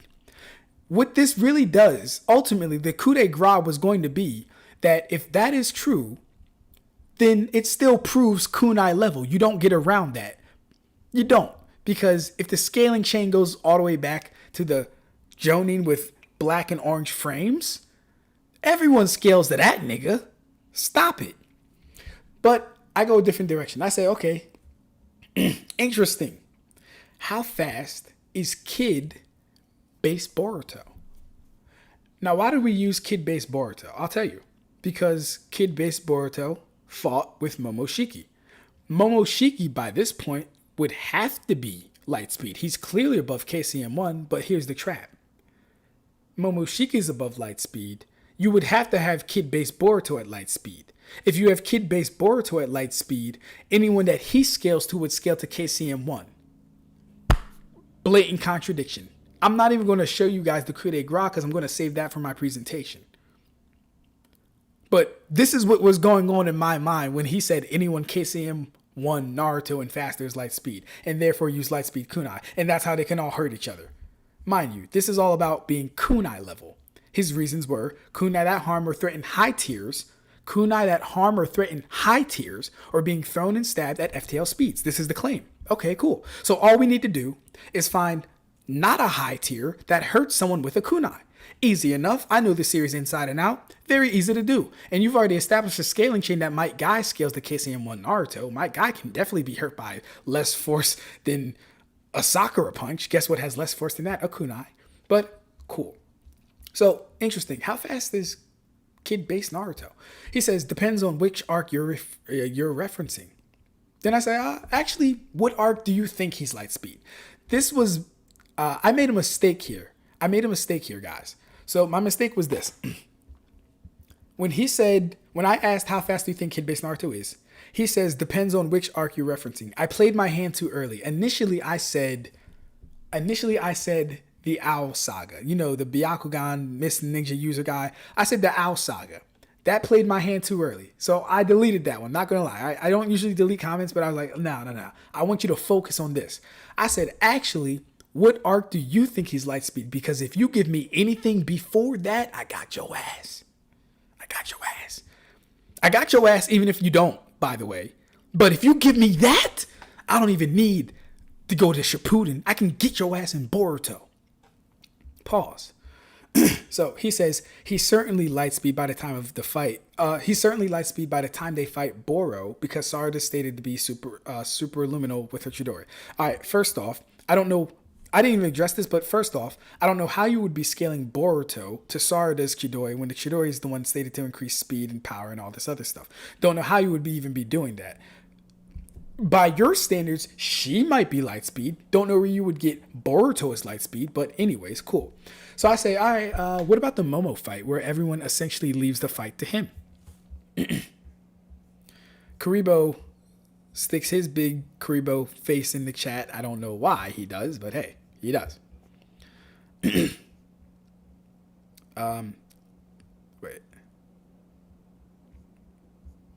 Okay. Yeah. What about the Momo fight where everyone essentially leaves the fight to him being Boruto? Sage says, well, they didn't really leave the fight to him. They handed him an attack, took away Momo's ability to absorb it, and let Boruto clash with him. So nothing about the encounter requires he scale to Momoshiki. All right, when you guys get a chance, go watch Boruto versus Momoshiki. In fact, I think I'll do it frame by frame because we're not doing that. We're not doing that. No.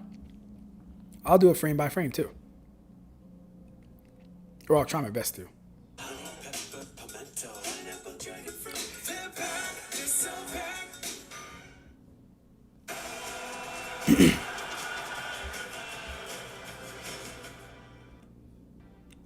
All right, you guys don't really need to hear, but I turned the sound on. Well, you know, you guys don't need to hear because it's going to be still framed anyway. So let me just put the sound back on.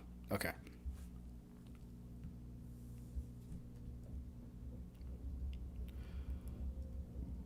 So this goes by 10 seconds, right?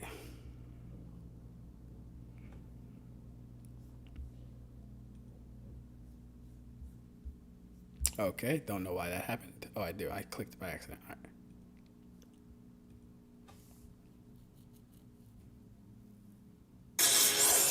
Whoa, okay. All right.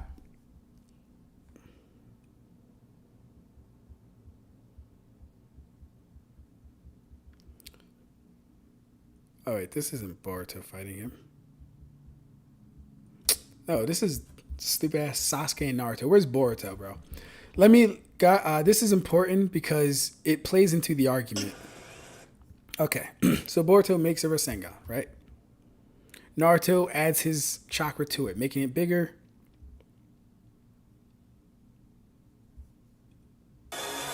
Yeah, he's making it bigger and bigger and bigger. Cool. So, now it's Boruto and Sasuke against Momo. But we'll soon see it's really just Boruto by himself against Momo. You probably know this, but we've only got one chance. Cool. Momo. Cool. Sasuke throws his sword at him. Teleports to his sword. Goes for Chidori.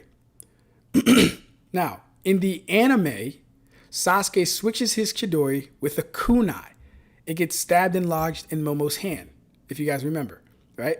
Sasuke gets pierced by rods, kicked back. Pay attention and lock in. Sasuke says, the rest is up to you now. Boruto, he literally says those words. Now, what do we see here? I'm going to go panel by panel. Boruto does his launching wind palm jutsu, right? He has 1, 2, 3, 4, 5 clones.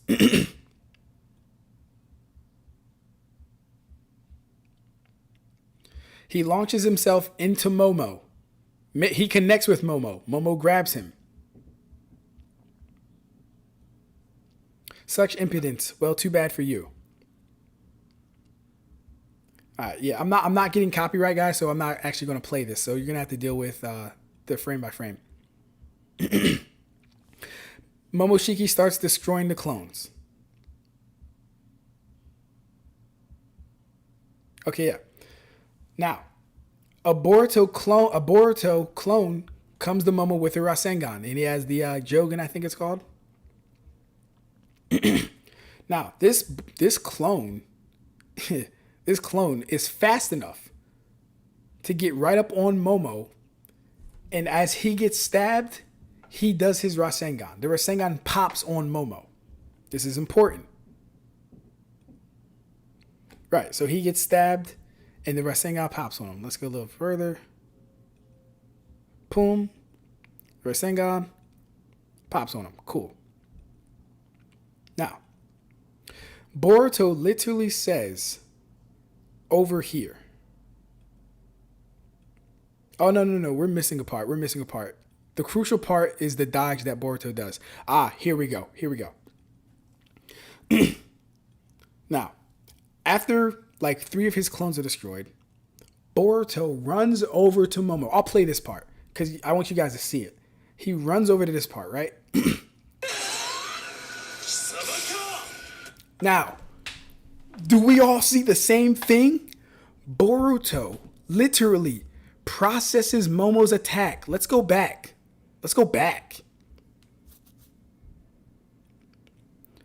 First off, Boruto screams.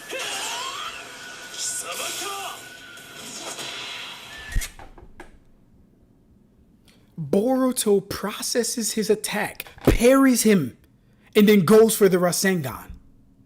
This is all important. And then, of course, we know Boruto beats him with his Rasengan. Cool. So we have the context of the anime. Now, let's go back to me and Sage's conversation.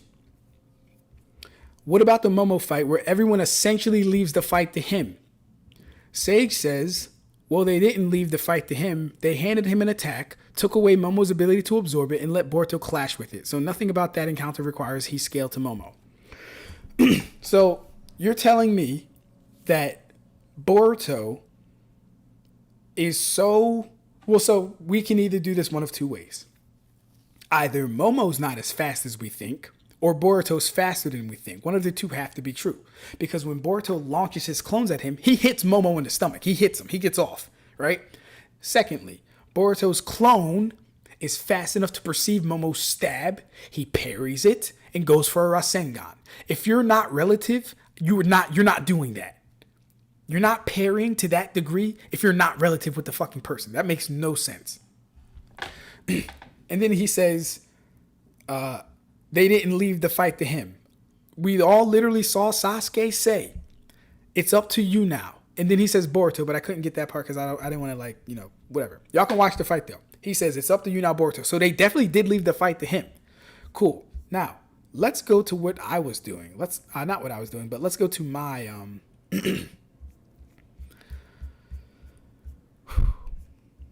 right, hold up.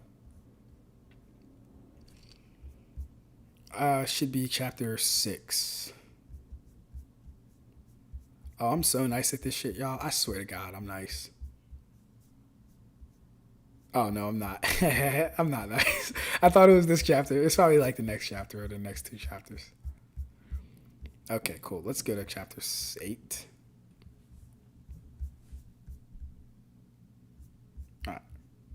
Cool. Let's read the manga together now, guys.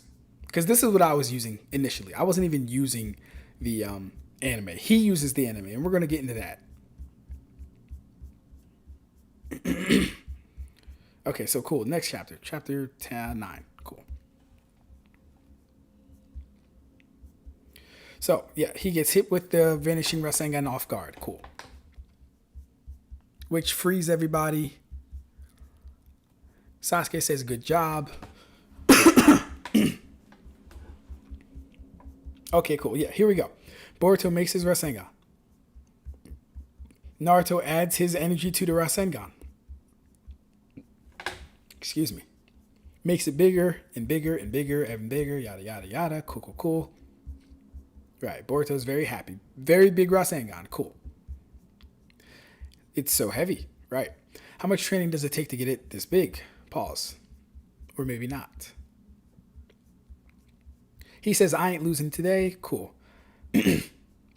And Momo says, I can make as many of those as I wish. Sasuke says, I probably don't need to say this, but we've only got one chance. Let's go. Yes, sir. Sasuke dashes at Momo. Momo does, I think, like some sort of wind attack. Sasuke dodges it. He throws his sword. Momo dodges it. Sasuke teleports behind his sword. Or Sasuke teleports to his sword, replacing it. Sasuke goes for his kunai stab. Momo kicks Sasuke in the face or in the chest. He gets sent back. Sasuke is out of the fight for every moment here. He's no longer in the fight. Your moves are transparent, fool. His sword is still in the air. Boruto transforms into the sword. You impudent Boruto throws a punch. Oh, and look at that. He stabs Momo with a kunai. Huh. Yes, he does. Boruto throws a punch, but secretly, he has a kunai. Very interesting.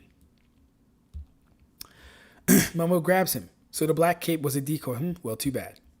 Boruto exposes it's the real him. Now, look at this, too. So, when Sasuke caught Momo off guard,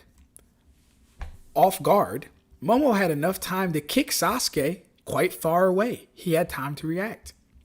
But when Boruto catches Momo off guard, same thing. Momo only gets time to release his own jutsu. He doesn't kick him, he doesn't stab him, he doesn't blast him, he doesn't shoot him or anything like that. He releases his own jutsu. Cool. So we have context for both scenes now. We've seen the anime, we've seen the manga. Now, what about the Momo fight where everyone essentially leaves the fight to Boruto? Well, they didn't leave the fight to him. They handed him an attack, took away Momo's ability to absorb it, and let Boruto clash with it. So nothing about that encounter requires he scales the Momo. Well, didn't Boruto do that by stabbing Momo's hand? Also, when Sasuke appears behind Momo, he gets kicked away. But when Boruto appears behind him, he reacts by challenging the attack, not by attacking Boruto faster. The key here is this, right? Sage is saying anyone KCM1 Naruto level is light speed. I'm arguing that Boruto has scaling to Momo, therefore Boruto at the start of the series would be light speed. Mind you, I don't believe any of this shit. This is just me taking his stance to its fullest degree. Sasuke says no. Sage says no. Sasuke stabs Momoshiki's hand, not Boruto. I'm like, are you talking about the manga? Because I'm talking about the manga. Sage says every iteration of it shows it that way. Sasuke destroyed Momoshiki's Rinnegan hand by using Ami no Chakra and a kunai. So I'm like, all right, maybe I have it wrong. Maybe I don't know how to read. This is Sasuke's hand wielding the kunai? This Sasuke? This Sasuke, right? Maybe I don't know what I'm talking about. He says, yeah, I'm tripping, LOL. The manga shows Sasuke using Ami no Chakra to get Boruto a clean shot. But Boruto is the one who stabs him in the anime and movie. Then get this. He says he's the one who Boruto is the one who stabs him in, no.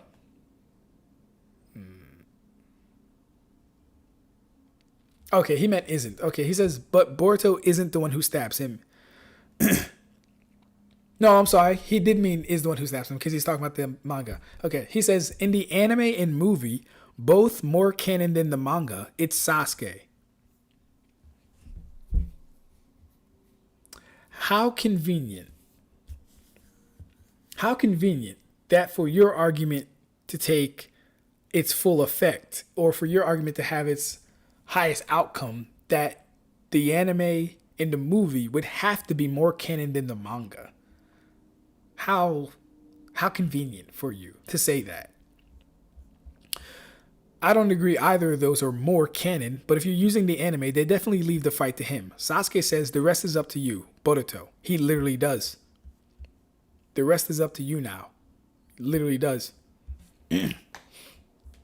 Also, a Boruto shadow clone very clearly hits Momo and counters his attack, then lands a Rasengan. That is relativity, no? I'm not sure how, like, because I asked, I'm like, yo, what does relativity mean to you? Let's look at this. Let's look at this real quick. Boruto launches himself, right? He hits Momo. So he already hits the light speed Momo, but he's saying Boruto isn't light speed, but Boruto hit light speed Momo. Okay, cool. He gets grabbed. Such impudence.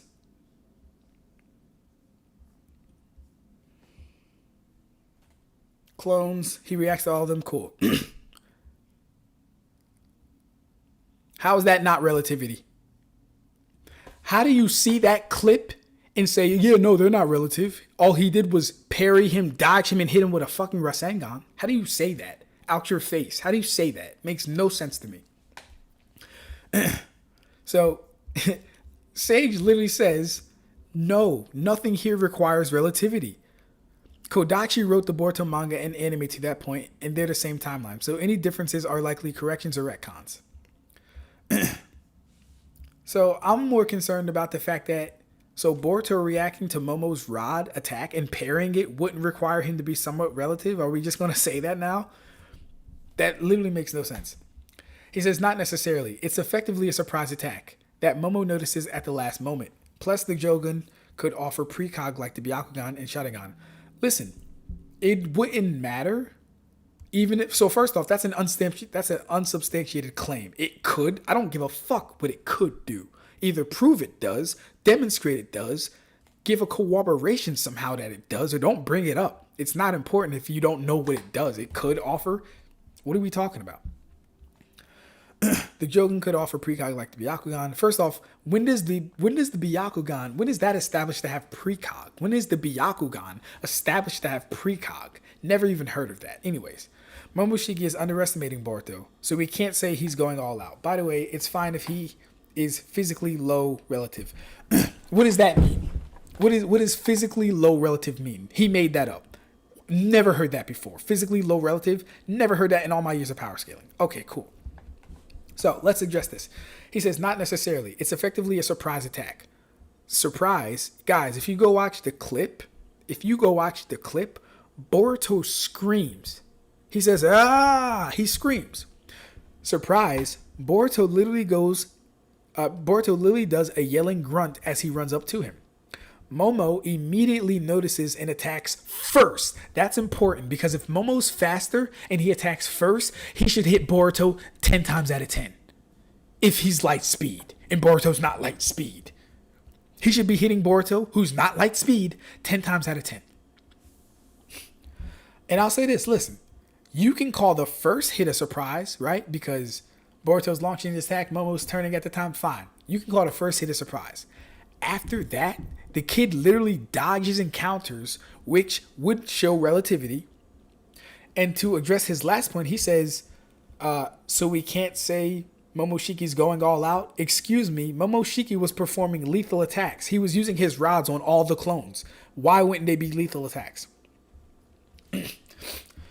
He says, literally none of this matters, my guy. And this is what I'm talking about. Luna Ursa. When we press these guys enough, they'll just stop and cut off communication. That's the pure fact. When you know enough about the series, when you can actually argue your points and have a good foundation for where you're arguing them, and he probably knew that whole KCM Naruto thing was probably a not smart thing to say, because mind you, the Boruto thing was something I thought of second. My mind immediately went to, okay, cool. What's the KCM1 Naruto scaling chain? Guy, by his own admission in his own video, which means Kasami, which implicates Kakashi, which implicates anyone who can fight and interact with them, which would actually lead to Zabuza and Haku. So they're all light speed too, I guess. Anyways, he says literally none of this matters, my guy. I say, laugh my fucking ass off. What exactly does relative mean to you? Because if Boruto was vastly slower, his clones wouldn't be landing anything on Momo, yet he hits him twice. All he lacked was the AP to seriously wound him. That's where the conversation ends. So that's 3 power scalers that I've interacted with, Sage, Noodles, and Capping Cat, who've all opted to rather end the conversation before we even got over to like 30 messages, which is actually pretty short for Twitter. It usually goes around anywhere to like 50 to 70 messages, if I'm being quite honest with you guys. This is short. This is a very short conversation. Very short conversation. All right, let's check up on Luna Ursa's. Damn, it's 9:30 though.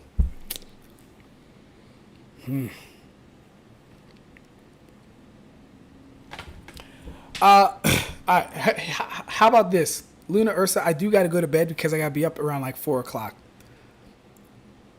I want to say next stream, we'll kick off your conversations with Sage and whoever you've been talking to. We'll kick off your conversations.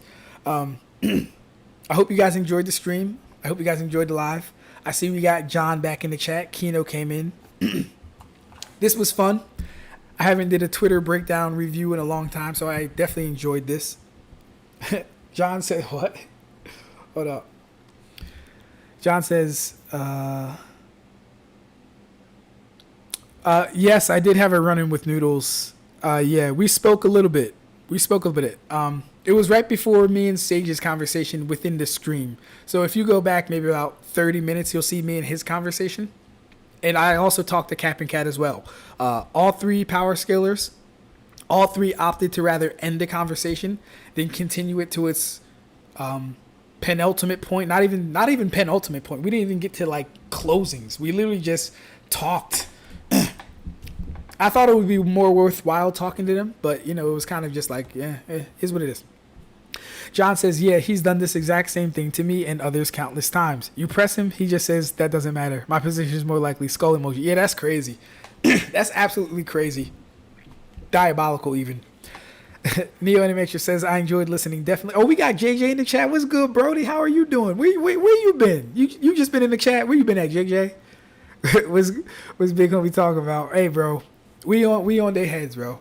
I'm losing my voice over this shit. Because listen, I be getting so passionate, yo. I'll be losing my voice over this shit. But I had a lot of fun tonight. This was cool. I enjoyed this.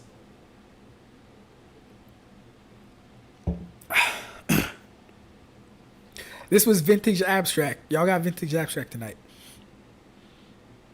Where is it stated that the Jogan does this? It's never stated. It's never stated.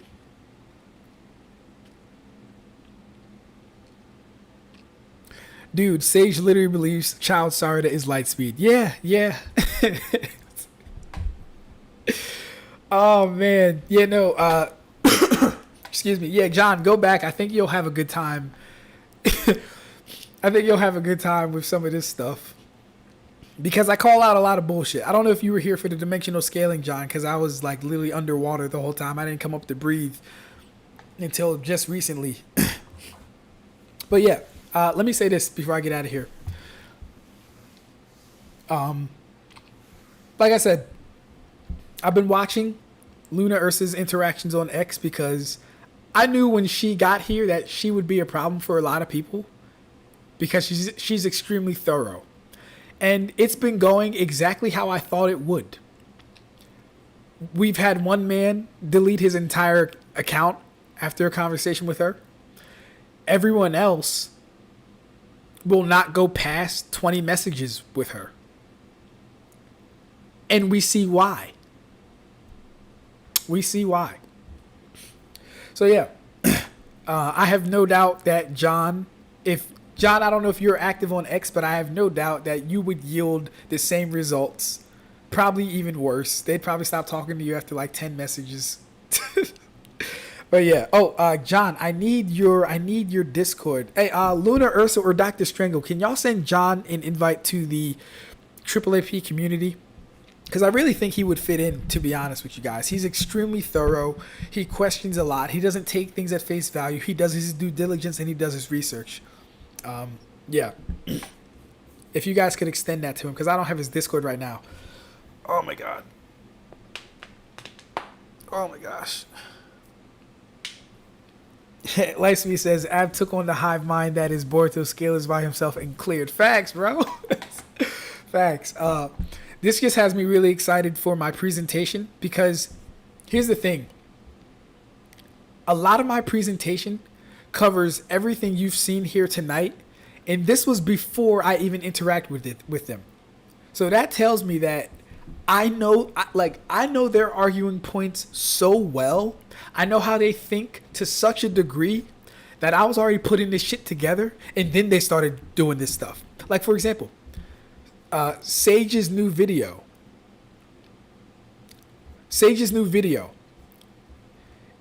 It makes around how many mistakes or how many, I want to say, bad scaling practices are in his video alone. Man, oh man. I would have to say at least 15 of the things that I highlight in my presentation, Sage highlights or Sage displays in his video. And we're going to go over it. Not the video, because I'm kind of tired of covering him and people that don't like invest in and give back. So I probably won't cover his video, but I might take some excerpts from it so you guys can see exactly what not to do or how not to scale. But yeah, this was extremely fun. I enjoyed this stream. Luna, Ursa, we're going to start with your conversations the next one. And then I'll jump into probably another topic. I don't know. We'll see. But yeah, we'll start the next stream with your stuff. I hope you guys enjoyed this. Like the video, share it. This was really fun for me. I hope you guys have a good one. Take it easy. Excuse me. We got to find Rev too, man. Rev ain't been here. We got to find Rev.